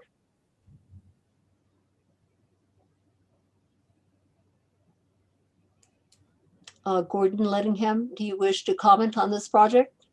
It's a delay on my end, but I think we've Oh, got him okay. now. Yes, ma'am. We're a neighbor and I do support the project. It'll be a great enhancement to the neighborhood, especially the addition that faces San Francisco Street. There's one hesitation I have, and that is the gable roof over the addition. There's only one house on Quintana Street that has a gable roof. And in my aesthetic opinion, it doesn't really fit with this old neighborhood that we love and have lived in for 7 years. And because there's a tendency that most houses here have this flat roof that is stucco on top of adobe.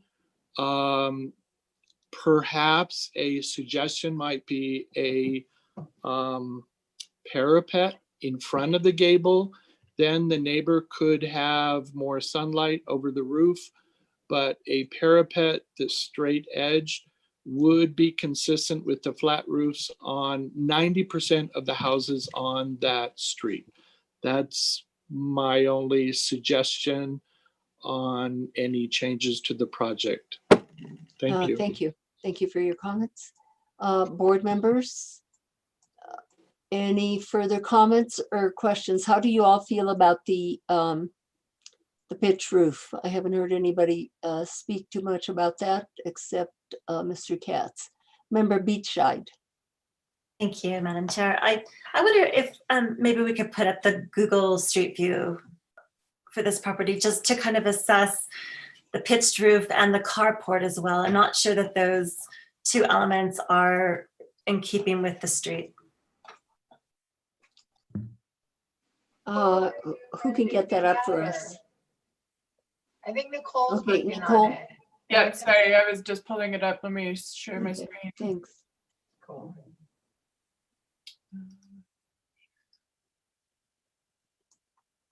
Okay.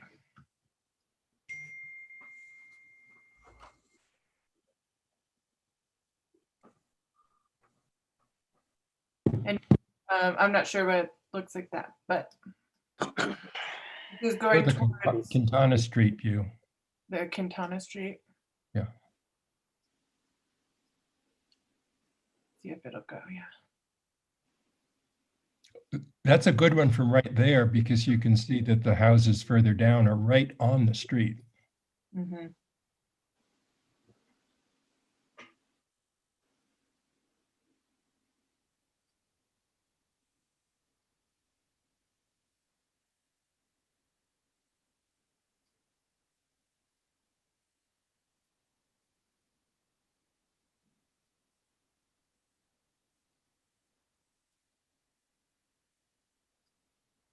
Oh, that's as far as it'll let me go.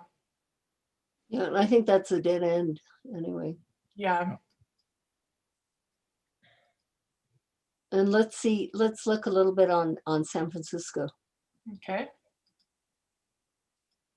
Do you want me to go east or west? Where the house is located. House is right here. This is the house. And then this is go over here.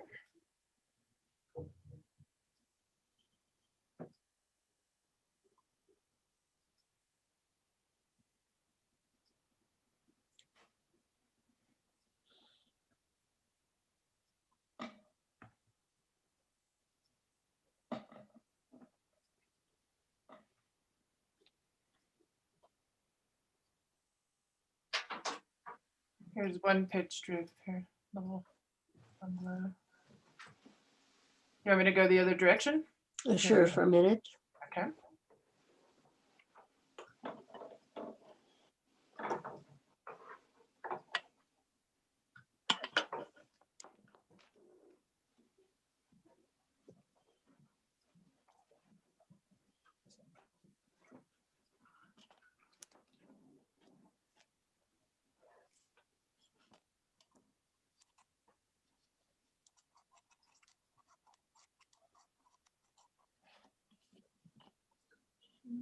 This is.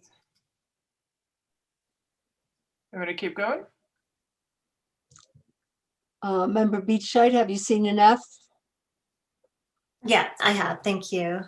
Yeah, so I see maybe 3 pitched roofs. Maybe there's a shed roof there. I can't tell, but I mean, obviously it doesn't meet the criteria. It's an exception. My opinion on that is I'd rather not see it. And I think that there's a way to distinguish the new from the old by the inset portion where I think maybe a door is going seems to do that trick pretty well. The carport, I don't see any carports at all, but I think in this district, they're more common. Maybe staff can speak to that. In general, I think we have been presented with carports quite often recently, and it's a hard thing for us to deal with because they are not part of, what was originally or historically, part of people's properties. But there, is a lot of on-street parking and gates in this area too. So yeah, I don't know. I also think if we are to allow the carport in the exception, that separating that from the house as a freestanding structure would be something we should, consider as a condition. I think exceeding the 50% of the footprint is like one of the rules that has breaking that rule has the biggest impact on historic structures, like changing the massing completely into something that it was never intended to be. And this house was, quite a small house, and I obviously understand the need for more space, but minimizing that, through not installing a carport or separating the carport or reducing the size of the portal is something to consider. Thank you, Member Beachside. Member Katz?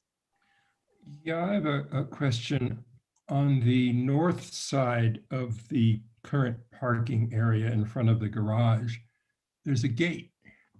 It had the property line. That's not showing the gate. That was before it. Can you go back to where it shows the property line? I think you just went one by it. Property line. I'm curious about the gate that's in that wall. No, not that gate. There's a gate where the property line arrow points. There's currently a gate in that wall, in the east-west wall on the south edge of the neighboring property. Do they have rights to access the other property through that gate? Adrian? Thank you, Member Katz. I don't believe so. It has not happened in the couple years that I have been there. From I think what I've heard is some of the houses used to be like a family unit. And so that may have been why there was a door at one point, but it has never been accessed and or opened going either direction. Okay, thank you. I too, as I mentioned, think the pitched roof doesn't work there. I think you could, I agree that the narrow portion going into the new addition, and in fact that it's set back, does separate it nicely. You could also make it a foot lower than the main house, and it would distinguish it that way with a flat roof. Okay. Thank you, Member Katz. Did Daniel find out whether the door is original or not, is historic or not? Thanks, Member Katz. No, I didn't find any information. I was drawing on 2 other citations in the code. One that says that historic openings shall not be widened or narrowed, and the other that the historic D1A, removal of historic materials or alteration of architectural features and spaces that embody the status shall not be prohibited. Those are my code citations for that. Thank you. That helps. I appreciate that. That's all I have. Okay. Anybody else? Any other board member wishing to comment? Let's see. If not, I'm going to entertain a motion. Member Larson. Yeah, I just have a couple of comments. I don't know that we've all kind of discussed the exception criteria enough here. Personally, I think a lot of these, a lot of the exceptions are somewhat reasonable. I think that the loss of a door to a window is something that we kind of have worked with quite a bit in the past. And while this is a primary facade, I think replacing with a window, but leaving some evidence of a previous door, I think would be appropriate for accommodating the applicant here. And I think that I'm on the same page as all the other board members, whereas, you know, I appreciate the architect's desire to, you know, kind of create a lived-in kind of look with using a pitched roof, but it was so evident in the Google Street View that, you know, so much of that neighborhood is flat roofed, and it even looked like some of the pitched roofs were non-historic. So I would be on the same page as Frank and Jennifer about encouraging strongly to have a flat roof with a parapet. Thanks. Thank you. At this time, I will entertain a motion since I don't see any hands up. Member Katz.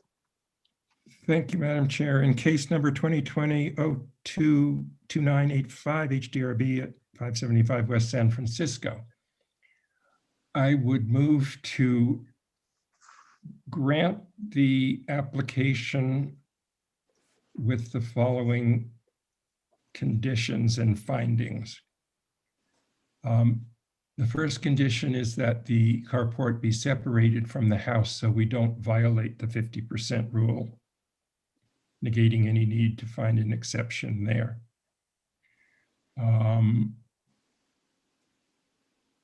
I would grant the exception for the door turning into a window and find that the rearrangement of the kitchen with the addition on it,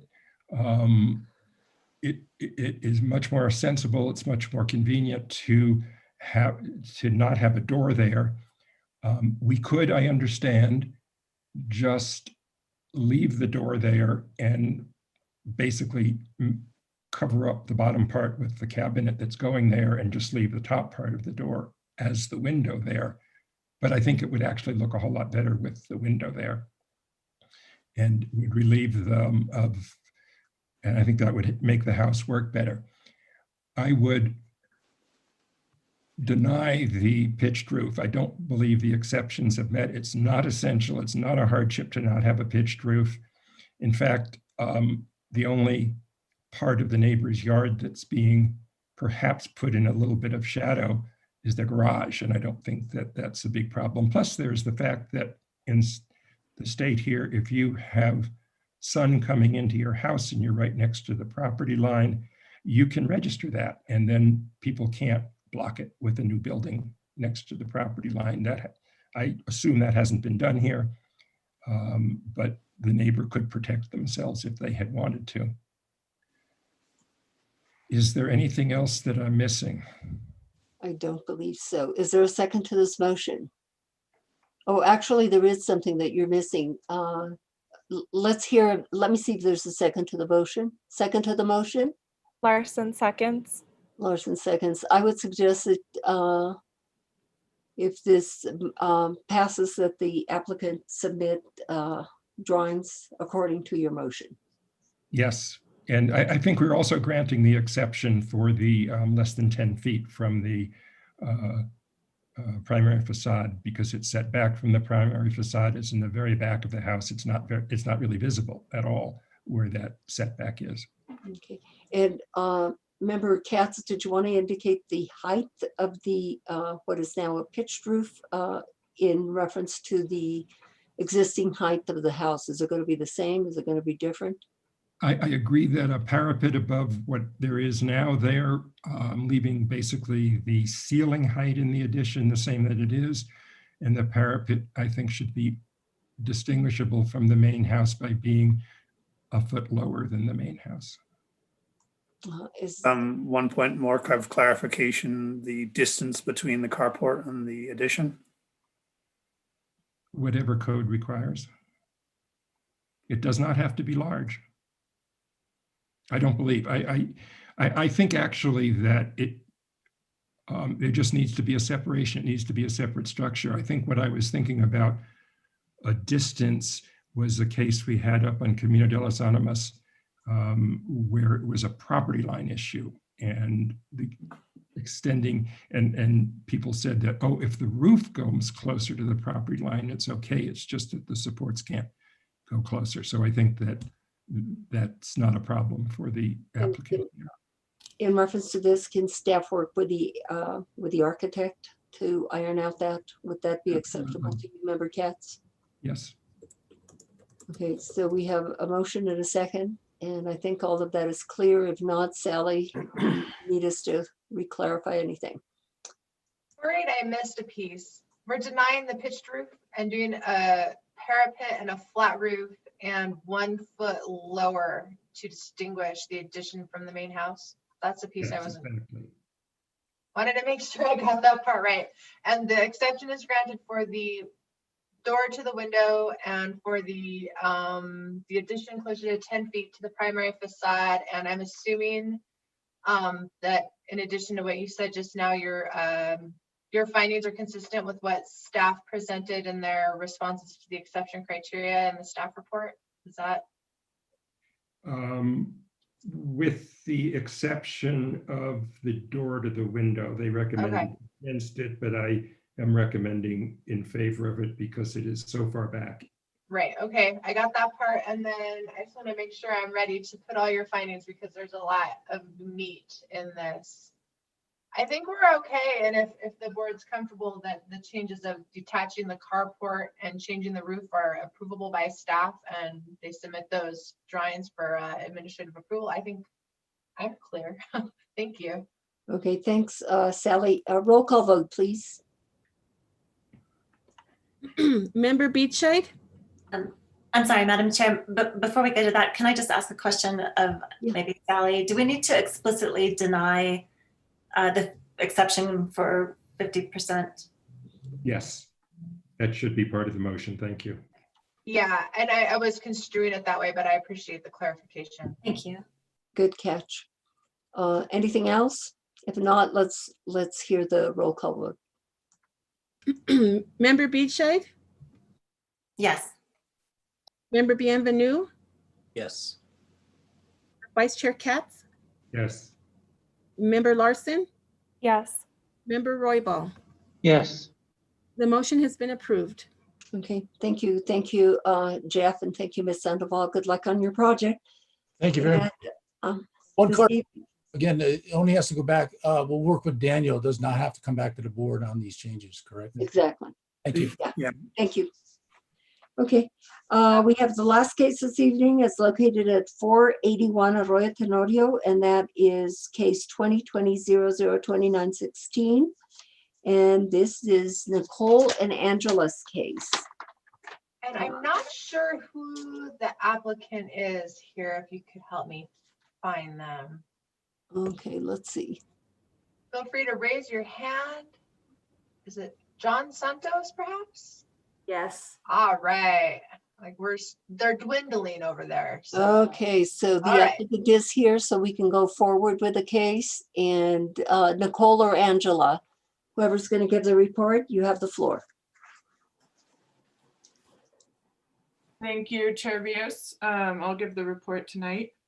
41 Arroyo Tenorio is a single family residence and garage built in the territorial revival style and was designated as non-contributing to the Downtown and Eastside Historic District in 2008. The main house was thought to be constructed in the 1930s, and right here is the main house. And you can kind of see the older mass, I suppose, and then the subsequent additions that have occurred to the property. And I'll go through this PowerPoint to give you a better tour. And then if you need me to zoom in on anything, because some of the lines are a little bit fine on some things, we can do that. And then I can also do the Google Street View. So tonight, we're talking about the garage. Real quick, here's the main house. Here's the garage. In 2008, there was this wall put in, and I'll point it out to you in just a bit. And there was this lot split done, and so the guest house became 491 Arroyo Tenorio.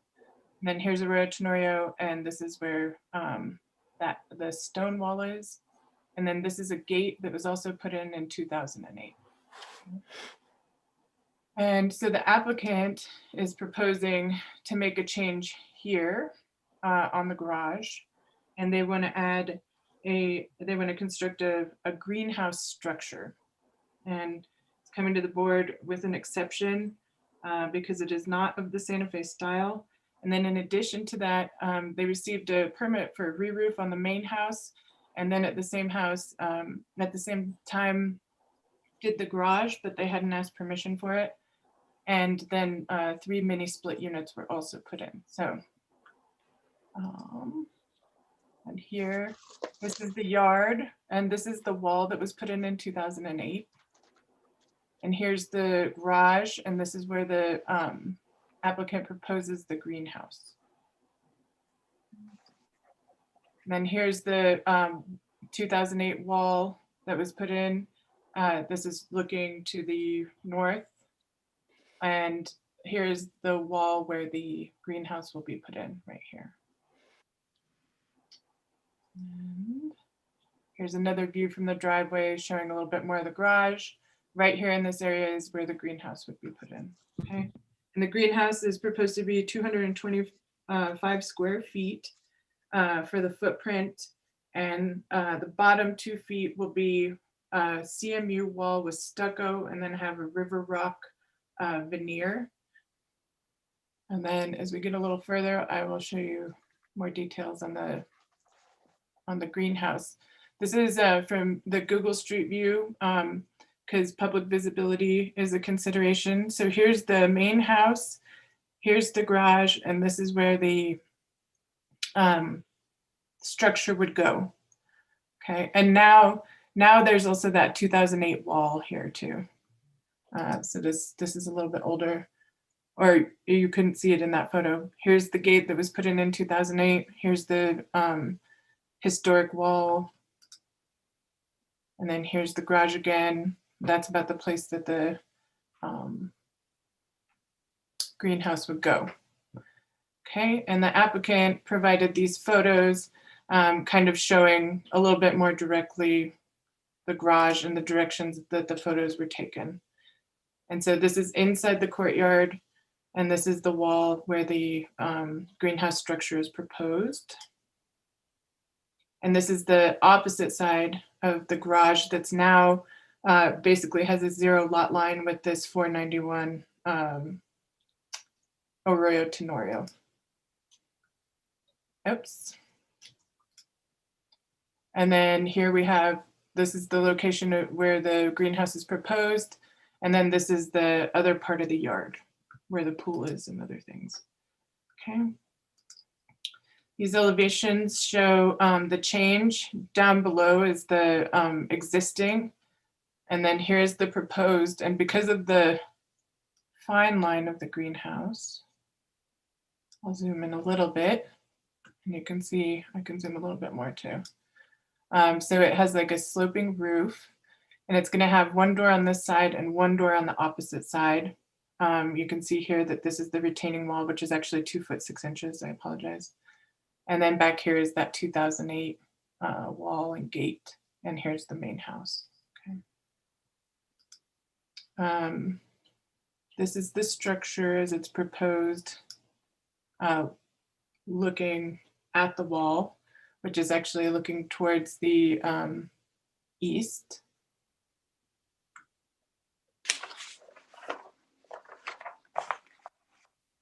And here is the wall shown, and then there's the little dotted line showing how the greenhouse would be behind there. Okay. And again, if you want me to zoom in, let me know. And then on this northeast, which really I'm calling the east, the area that abuts the adjacent property, there's no change. Okay. And this structure that the applicant is proposing to purchase looks like this. Okay, again, here's the doors.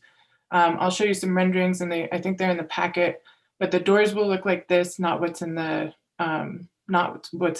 rendering. So they'll be a lot more flush and just kind of part of the panes that are proposed.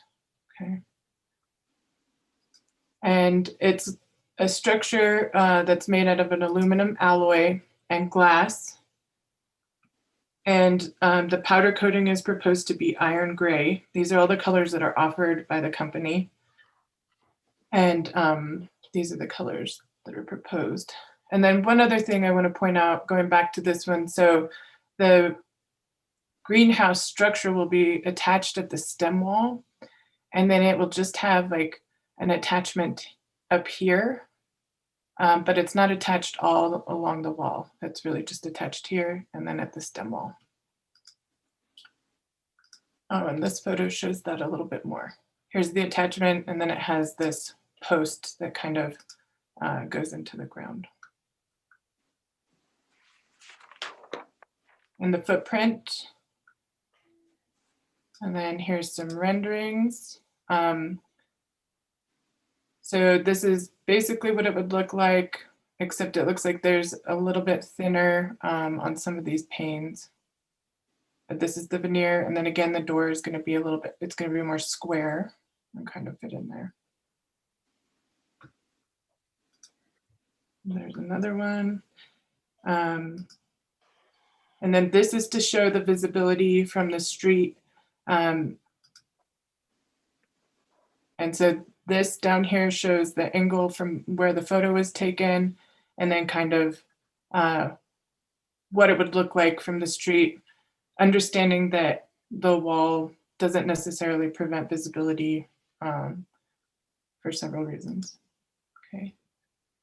And this is from the south side. This is again from kind of actually the north side of the building or the property. Here's the next one. And here's the next one. This is where you really probably would be more likely to see it, is up here.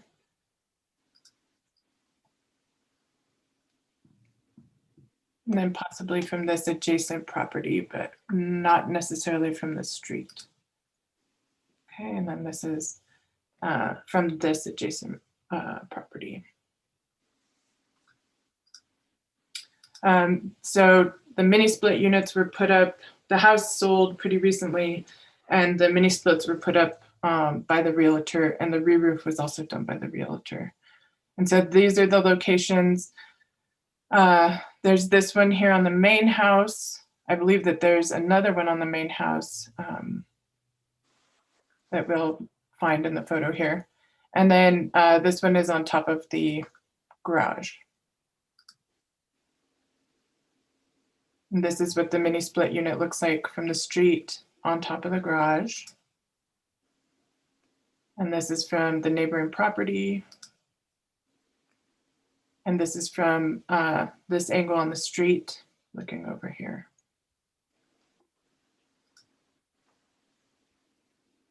And then from another angle looking to the main house. These are what the units look like. And so they're, you know, a couple feet tall. And then here's another street view one of the unit that's on top of the garage. So the applicant applied for an exception to the Santa Fe style, and staff provided the relevant code citations from just the downtown and east side historic district, taking into account both old Santa Fe style and recent Santa Fe style. but staff found that all the exception criteria had been met, and recommends approval of the application as it complies with 14-5.2D and E. And I'll stand for questions. Hey, Nicole. Yes. Does the ordinance in this district does not address greenhouses? Is that correct? That is correct. It's absolutely silent about greenhouses and playhouses and tree houses. So I'm going to guess that in other districts, it just doesn't address greenhouses in any of the districts. No, there are some provisions for greenhouse structures in the West Side Guadalupe and in the Historic Review District. Okay, so nothing in this district. Nothing in this district. And in reference to the greenhouse itself, is the rock that is being used, I heard the word veneer. Is that like a faux rock, a real rock, a fake rock? What is it? It's a veneer, it's a fake rock. And so it's probably flat on the back. I don't know if it's actual rock cut flat on the back or if it's like synthetic rock panels. The applicant can probably answer that a little bit better. And that is part of what they are ordering, part of the unit that comes with the unit? So my understanding is that the applicant that's representing the homeowner tonight will build this structure. I'm not sure if the rock veneer is part of the kit, but the doors and then the metal frame for the greenhouse are. Is part of that. Mm-hmm. And this structure you said is 225 square feet? Yeah, yes, that's correct. Okay. And now going to those mini split units, are those air conditioning units? Is that what they are? Yes, they are. Okay, and they were put in not by the present owners, correct? Correct. They were, they were put in by the real estate agent, when the home was being sold before these guys purchased it, before the Dillards purchased it. And in reference to public visibility, you pretty much covered that in your report and indicated that the public visibility is very minimal. Is that correct? Yes, that is correct. Okay. Those are my questions for right now. And let me see if other board members have questions. Member Benvenue. Thank you, Madam Chair. Nicole, so the requirements for greenhouses, I think in the Historic Transition District are that they need to be screened with a wall or something so that you're not actually seeing, the structure and the glass from a visible location. Was any consideration given to that in this project? There was some, so one of the things that they considered was putting it over here. But the pool equipment is here and that would obscure it more from the streetscape. And then they can't put it on the, let me get to a little drawing here. So this side, they can't because of the lot line with that 491 Arroyo Tenorio. This side, and the applicant can probably detail this better, didn't work for the location, but it would screen the greenhouse in a more significant way because of the pool equipment. And then, so this was the location and they found that it has sufficient light for a greenhouse for what they're looking for. Okay. And then the south side, I guess, would be the side that's facing Arroyo Tenorio. And that, I guess, could be screened from Arroyo Tenorio, but it would cut off the light source on the south facing glazing. And this is probably the most exposed elevation on the garage because it's like directly in front of the gate, which you can see through, and it's really kind of in front of the house. Whereas now this wall, but there's also this little courtyard wall kind of screening it. Yeah, well, I'm actually getting at adding screening. Oh, In other, just taking the south side of the structure and screening it off so that you don't see all the glazing and the shape of the greenhouse, which is what I think would be required in the other district. Oh, I understand. So, but I guess that might not be practical in this case because that would potentially cut off the south light. I don't know what they're using this for. Do you understand what it's being used for? It doesn't seem like a solar collector per se. No, according to the exception criteria, it's so that they can have a garden Okay, so it's for gardening. and year-round garden. I guess my feeling is that it sort of comes down to the visibility issue, because if there was no wall on the Royal Tenorio and this was just put there, it's hard to imagine that we would accept that as being acceptable under the ordinance. The structure clearly doesn't conform to the style. And if it was just sitting in the front of a house, it seems to me it'd be very unlikely that we would find any exceptions to be met. So it seems like in this case, if there's any reason to accept this, it would be because it has very minimal visibility. Would you agree with that? Yes, and I do think that it has very minimal visibility. So one of my considerations in thinking about the visibility was this wall, which is historic, and it hasn't come before the board to be designated as contributing, but I 100% believe that it's not removable in the same way that this like interior wall would be. It's non-contributing. It's a recent construction. We would approve removal of this administratively, whereas this would definitely be a board consideration. So that was one of my thoughts with the visibility. Okay. Yeah, I mean, because otherwise it doesn't, I'm just having a hard time finding the exceptions to be met in this case, especially hardship, when the purpose of it is to be able to do indoor gardening. But maybe with the visibility minimized, I don't know, be curious what others think. Let me ask about the split systems though. Is an exception required for those as well? It's not, because the building is non-contributing, and that provision is found in 14-5.2 D3B. Okay. So if they were contributing structures, then yes, there would be a requirement for an exception. That said, I don't think it's unusual for the board to ask for them to be placed in a different area, and the applicant can probably speak to that a little bit easier. Right. I mean, they could be placed on the ground or, and they can also be screened. Yeah. But what is our role then with regard to the splits? What do we approve, being asked to approve? So usually we would approve mini splits administratively. Probably would have also suggested that they put them on the ground and not on the roof. But Sally can maybe speak to that a little bit more clearly in terms of like if we're allowed to do that, but by and large, without a good reason, we usually request or require that they're placed on the ground.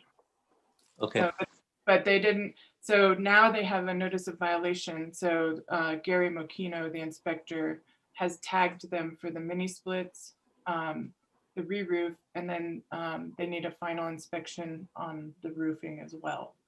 And so those are the things that we just decided to bring it all to the board rather than piecemeal. Okay, great, thanks.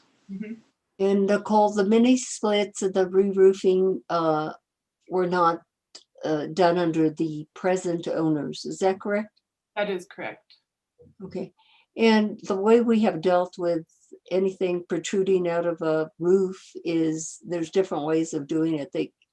Ideally, it would be best if they would just, if they could possibly locate them on the ground, then they cannot be seen.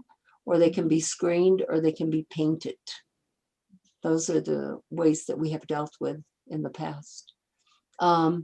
Member Katz. Thank you, Madam Chair. Somebody on the board, I'm not sure who it is, always says no visible rooftop appurtenances. And because the realtor did this sort of like as almost part of the sale, I do think that we should probably just have them put them on the ground like we would normally would. As far as the greenhouse is concerned, the other districts have specific provisions that deal with greenhouses. The Downtown East Side district has no specific provisions, which tells me that it has to comply with the rules that are generally applicable. I tend to agree, however, that it is sufficiently minimally visible that we should let them do it. Thank you. Thank you, Find Member the Katz. code provision if you guys want to, if you want to hear it for the rooftop appurtenances within the historic code. Yes, please. It's in the general design standards for all H districts. D3 speaks to rooftop appurtenances. And I read this to only apply to contributing and significant and landmark structures. What it says is, for significant and landmark structures, publicly visible rooftop appurtenances, including but not limited to solar collectors, clerestories, decks, or mechanical equipment, shall not be added, nor shall the parapet be raised to conceal the rooftop appurtenance. So it's very strict for landmark and significant. For contributing buildings, solar collectors, clerestories, decks, or mechanical equipment, if publicly visible, shall not be added. So for contributing, it says you can add it, but you need to make sure it's not publicly visible. For landmark and significant, it sounds like you really need to be careful. So I'm not sure it speaks to non-contributing, not that you couldn't require it to blend in for perhaps under some other more general provisions, but that's the specific language in the historic code. Yeah, I think it, even if the building is, in my opinion, if it's non-contributing, I think it just makes sense to, if possible, if you can screen it in some way. Actually, if you put it on the ground, that would be the first choice. Or if you can screen it as in some way, if it's not possible to put it on the ground. I But- did inform the applicant that it was likely that the board would request for them to be placed on the ground. Okay, let me see. Buddy, did you have the floor? Yes, I'm very familiar with Member many. Roca? I'm very familiar with many splits. It would be at this point a very hardship to try to change them from the rooftop to the ground. Normally, Oh, right? I have many splits, and they sit in the roof, and they come in through the walls throughout the different rooms. And again, mini splits also give you not only air conditioning but heating. So it would be, you would almost have to tear up everything that they've done and redo it. It would be a tremendous cost to them. They could be, like I said, camouflaged and painted so they don't stick out. They're very thin, so it's not like a big air conditioning unit. So I think that would definitely be a hardship to require them to put them on the ground. Thanks for that info, Buddy. If there are no other comments at this time, Member Larson?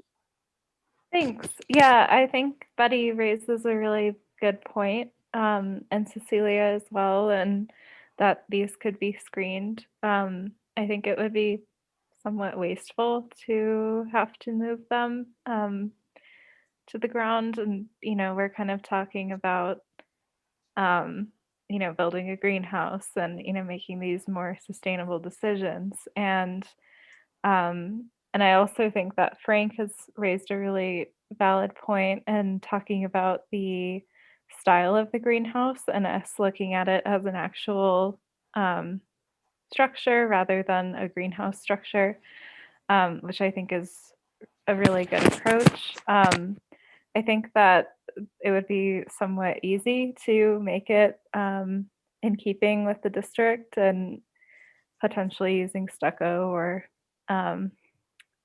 as Nicole had said before, maybe we'll clarify with the applicant as to whether it's an actual stone veneer or whether it's vinyl. And I think that, you know, stone would be appropriate for the district as well. So I think there are kind of just slight modifications that need to be made. And yeah, I think, again, Buddy raised a really valid point. Thanks. Thank you. We will go now to, well, let's see, Member Katz. Yeah, you have your hand up. One thing I wanted to add is my understanding is that the doors to the garage are all on the south, so you couldn't put anything there. And even if there weren't pool equipment, you really don't want to put a greenhouse on the north side of your house. You're not going to get any sun in it. So I think they've put it on the southwest side, and I think it would work there. Thank you. Okay. Would you please swear in the applicant or applicants at this time? Yes. Do you swear under the penalty of perjury that the testimony you're about to give is the truth, the whole truth, and nothing but the truth? Yes, I do. Thank you. Please state your name and address for the record. My name is John Santos with Dean Jellicoe Enterprises on behalf of David and Anna Karen Dillard at 481 Arroyo Tenorio. Thank you. Good evening, Mr. Santos. What do you have to tell us about this greenhouse? And you can also comment on the mini splits. Thank you, Madam Chair, for allowing me to speak. The client is really adamant and excited and really looking forward to the possibility of having this greenhouse as a part of their life. So they're really looking forward to the possibility of moving forward with your approval. The mini splits was something that really kind of caught them off guard once we introduced, once that was brought to our attention. And when we brought it to their attention, they were really kind of caught off guard about that, but they were really, you know, they were really just compliant with moving forward and trying to correct it and work with the historic guidelines as much as possible. And they're really looking forward to coming to whatever solution that's going to work best to make that work as well. Okay, let me see what questions the board members have in reference to this design on the greenhouse. Questions for Mr. Santos, board members, or comments? Member Larson. Hi, would you be able to clarify the sort of the materials of the greenhouse and kind of explain if it's kind of a prefabricated type structure and if changes are able to be made if needed? Yes, the options are the color, of course, and the color that has been selected was the preferred color by the client. And there's two parts to the structure. There's the framing, well, three parts: the framing, the glass, and then the stem wall. So, but the main two parts, the framing and the stem wall, they'll be engineered together on the plan. And the framing will be custom manufactured to specifically fit the space if we can move forward. Okay, and could you just clarify the material? There's kind of a stone looking foundation to it, if you will. And we just want to know if that's vinyl or if that's an actual stone that you're going to be using. And also, is that the appearance of the door, that kind of ornamental looking arch door? No, that's not the appearance of the actual door to be installed. That's more of just the conceptual. The actual door is closer to what's in the manufacturer's blueprint. The stone is to reflect the stone wall that is on the boundary of the property that faces Arroyo Tenorio. That's what inspired that. And then also, I guess that as houses were built in that area, a lot of that stone was used through excavation. And that's why to my understanding, I don't know how factual it is, but to my understanding, a lot of people who built those stone walls used actual stone from the properties. So that's kind of how that stem wall was inspired. And that's how we were going to move forward with that, is to create something that was complementary to that front wall. Yeah, I think that's a good representation. I just want to know if it's going to be actual stone or like a vinyl or plastic. Oh, I'm sorry, I apologize. Yes, actual stone. Okay. And I think that'll look really nice with the gray framing as well, by the way. Okay, thank you. Okay, let me see. Any other board members wishing to comment or ask questions? Yes, Madam Chair. Yes. Member Katz? Looking at the wall behind the greenhouse, under the, looking sort of through the portal there of the building, it shows glass doors. Are those going to be glass doors or is those solid? And I apologize for the inaccuracy of the conceptual image. Those are just conceptual placeholders. The actual doors will be the actual existing doors, and they don't have any glass. They don't contain glass. Thank you very much. These doors. Okay, board, any other questions, board members? It appears, yes. We have member Beachside. Thank you. I wonder if I could just ask the applicant to comment on the mini splits and if your clients are willing to place those on the ground, and do you know sort of what the hardship is associated with that potential plan? I think the hardship is just the extreme climate as it fluctuates in this mountain desert. But I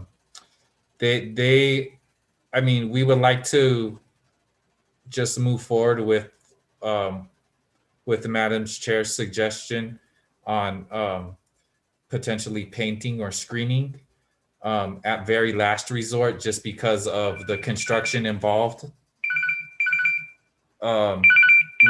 We would like to entertain either the painting or the screening.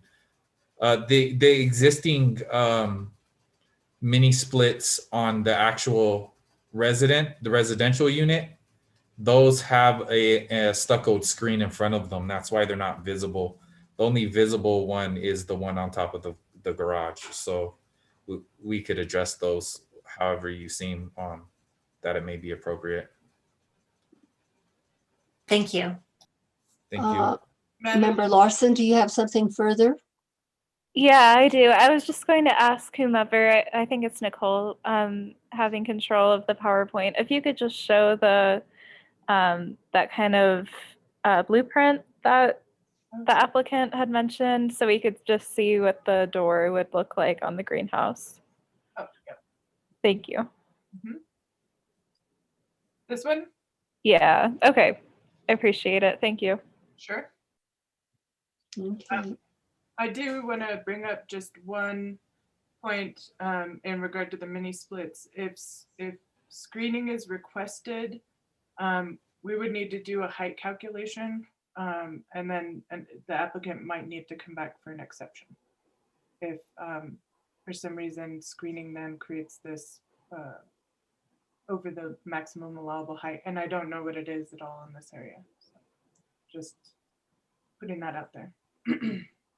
Okay, and Nicole, do you agree that there's just one mini split that is not screened? Yeah, it looks like from these, let me go back to the photos here. Okay, so this is from the neighboring property. But this is from the streetscape, and this one is on top of the garage. And I can zoom in, but you can just see it a little bit there. Oh, and that's the one that's the only one that needs screening? I think so. I think the other ones, this one is, zoom back out here. The one on the garage is the most visible because I think of the angle of the property. So you can see it just barely there. The one on the house you can't really see. This is the one on the house that is screened, and you can see that this screening is wood, and it's painted to match the stucco, and it's quite a good match actually. And you can just barely see it peeking up over the top of that screening. Okay, thank you. Let's see, Member Katz, did you have something? No, I think that just answered my question. The code does require that they be screened. It doesn't differentiate between contributing or the downtown and east side standards. The old Santa Fe style talks about you can have air conditioning devices, but they got to be screened. But it sounds like they have done that and that they can do that on the remaining garage one. So that shouldn't be a problem. Okay. Okay, thank you. I'm going to go for public comment at this time. Anyone? Stephanie Benenato? Thank you very much. I just want to point out a couple of things, is that if the realtor cannot come in and ask for mini splits, unless they were the agent. If it was a condition of sale, then both the seller and the buyer agreed that that was a condition of sale, and they both knew that the mini splits were going to be put up on the roof. So kind of saying that they didn't know, it doesn't sound really accurate. And realtors just don't go ahead and put mini splits on structures that they're the agent for the sale. They're not the agent for the owner. They're not the agent for the buyer. I would love to say, hey, I was hoping that this greenhouse would not be visible from the street at all. I don't think that there's a wall there, or even the wall on Arroyo Tenorio really is adequate reason to say it's okay.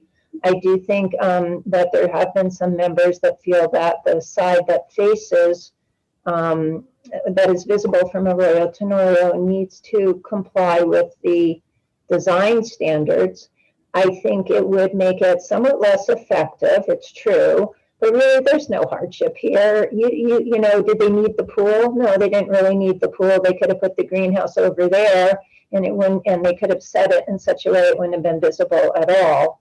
My suggestion would be that on the upper part of the glazing, that glazing go away, and that it actually be a wall that can be stuccoed to look like it belongs in the historic district. Yes, you lose some gain doing that, but they will still have the whole bottom row of windows there and the door, plus the roof, plus the other two sides. And so I think that would be adequate gain to grow vegetables. And so that is my suggestion, is that the side that faces Arroyo Tenorio, which is visible from different, you might not be visible like standing straight in front of it, but on an angle, you're going to see it, that at least would make that structure look like it was a Santa Fe style, as a. We're at 4 minutes. Excuse me. Go ahead and finish your thought, Stephanie. Your 2 minutes are up. Thank you. I'm just saying again that the upper part of the glazing should actually be a solid wall that can be stuccoed, so that at least it looks like it melts, or what do I want to say? I'm sorry, it's late. That it is harmonious with the actual garage and the actual streetscape. Thank you. Thank you. Board members, I will entertain a motion at this time if you don't have anything further.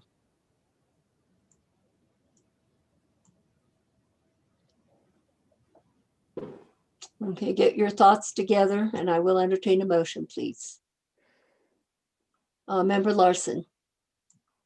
I'll have a motion if there's no further discussion happening. No. Okay, so sorry, I was trying to find the file on my screen again. All right, so in case 2020 003028 HDRB 481 Arroyo Tenorio, I move to approve the application with the following conditions. The first being that the mini split units are screened adequately as per the code, and that actually I think that was the only condition. So Is there a second to this motion? Frank would second. Frank will second, and I would ask you to indicate that the rock will be actual real rock. yes, that was the thought that I had. So the rock will be actual rock and not Actual plaster. river rock. Mhm.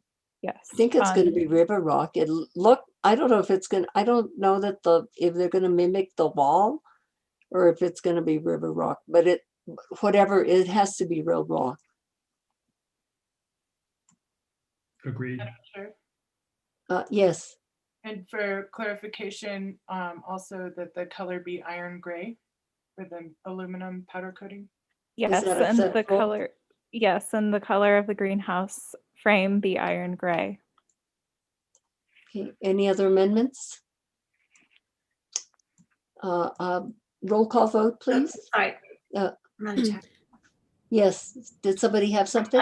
I do. Sorry to delay things, guys. Oh, no But problem. I was just, I'm thinking about the albeit limited view from the street. And Member Bienvenu mentioned this too, like that. I do think that without, the code addressing greenhouses specifically, what we're doing here is potentially setting a precedent for future approvals. And I don't know that we want, although I like the greenhouse and I think it'll be a nice addition to this property, but I don't know that we want a kit greenhouse to be kind of the standard that we, are referenced to in the future, where people say like, oh, well, this house on Arroyo Tenorio has this kit greenhouse. Like if that portion that is visible from the street was screened, then I think we would, preserve the standards and the code that we have to work with. That's just my 2 cents. Are you suggesting an amendment?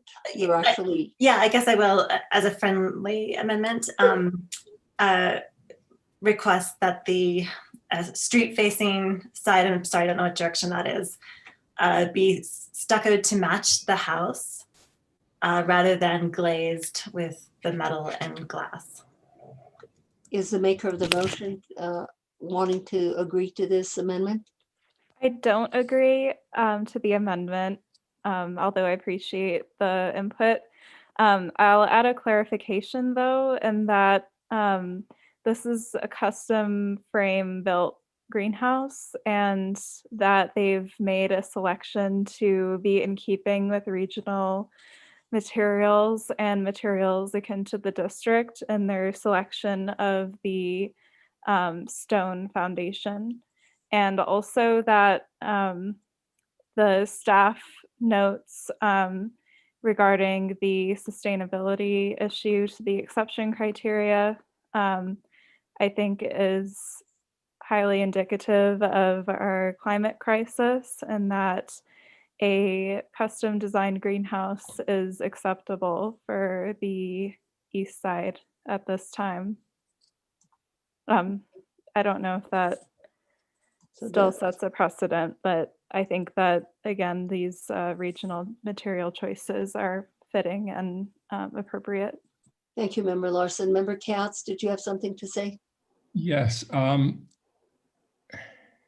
I don't see this as traditional materials, a steel greenhouse with glass that is not traditional on the east side. I wonder if they could do the southeast facade of the greenhouse that would have, that's facade, yeah, that would have stucco on the high portion that's visible, and then windows, they wouldn't have to be that fancy stuff. But windows, well, you see where the sort of the line is there. The whole bottom part could be glazed on the right side. So this, And yeah, that area, and still have all, the bottom part could be glazed, the top part could be stucco. So you would be seeing stucco, and it could actually step down and look more traditional, and not have a problem with it. I also have some question about the color and wondering whether a more traditional color, like an Adobe type color, would be better. But I think if you did the wall, it would you could go with the other glazing. Okay, Could and I- member Katz, you were the seconder of the motion? Yes. Okay, so I'm gonna ask the maker of the motion if she agrees with your recommendation. I feel at this point, this is kind of a redesign kind of issue, where we may need to postpone, because I appreciate and understand my fellow board members' comments and the thought that they've put into everything. But I feel that it's kind of tough in the middle of a motion to make these very determining alterations to the proposed design without knowing how the applicant feels, as well as what this looks like on an Mhm. administrative level. Okay, let me see what member Roybal has to say. Madam Chairman, we had a motion and a second. I think we should move forward with that. And she did not, Member Larson did not accept from Jennifer. She did not accept the amendment that was made by That's member right. So we Beechai, did but have a- but So we did, have member a- but we Katz- had a first and a second, and I think we need to call for the question and move forward. And then if it doesn't pass, then we can go to something else. Yes, that's correct, but I asked for amendments and member Beechide made an amendment that member Larson did not accept. Then member Katz made a different amendment and member Larson is also questioning that entire thing and maybe thinking that we ought to postpone. So if we move forward with the motion, will it be that it will be as member Larson, I'm going to you. Will it be that it will be as you first stated? I would actually suggest that since we have some very valid considerations being put on the table, that we revoke the motion and move forward with a motion to postpone. So do we, I okay, agree. you're rescinding. I'm sorry, Sally? I was saying, we would call it maybe a withdraw. So if member Larson wants to withdraw the motion and her second's okay with that, we normally will Yes. honor that. You are- Yes, thank you, Sally. You are withdrawing your motion and you're going to make a new motion? Yes. Okay, go ahead. And may I just ask, when I make this motion, should I clarify why we are postponing? Yes, Or of do I course. just- Yeah. And do we need to postpone to a date certain or? Yeah, that's a good idea. Yes. Okay, so when would the next hearing be? February 9th, February 23rd would be the soonest that we could put it on. February 23rd. Okay. Okay, go ahead, Member Larson.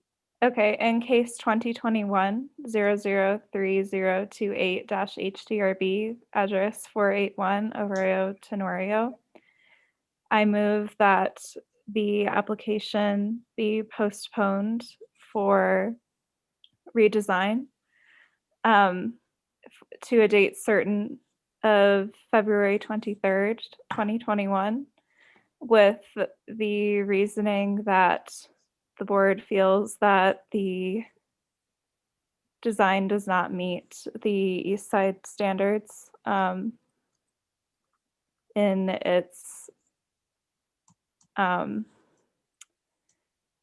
its massing and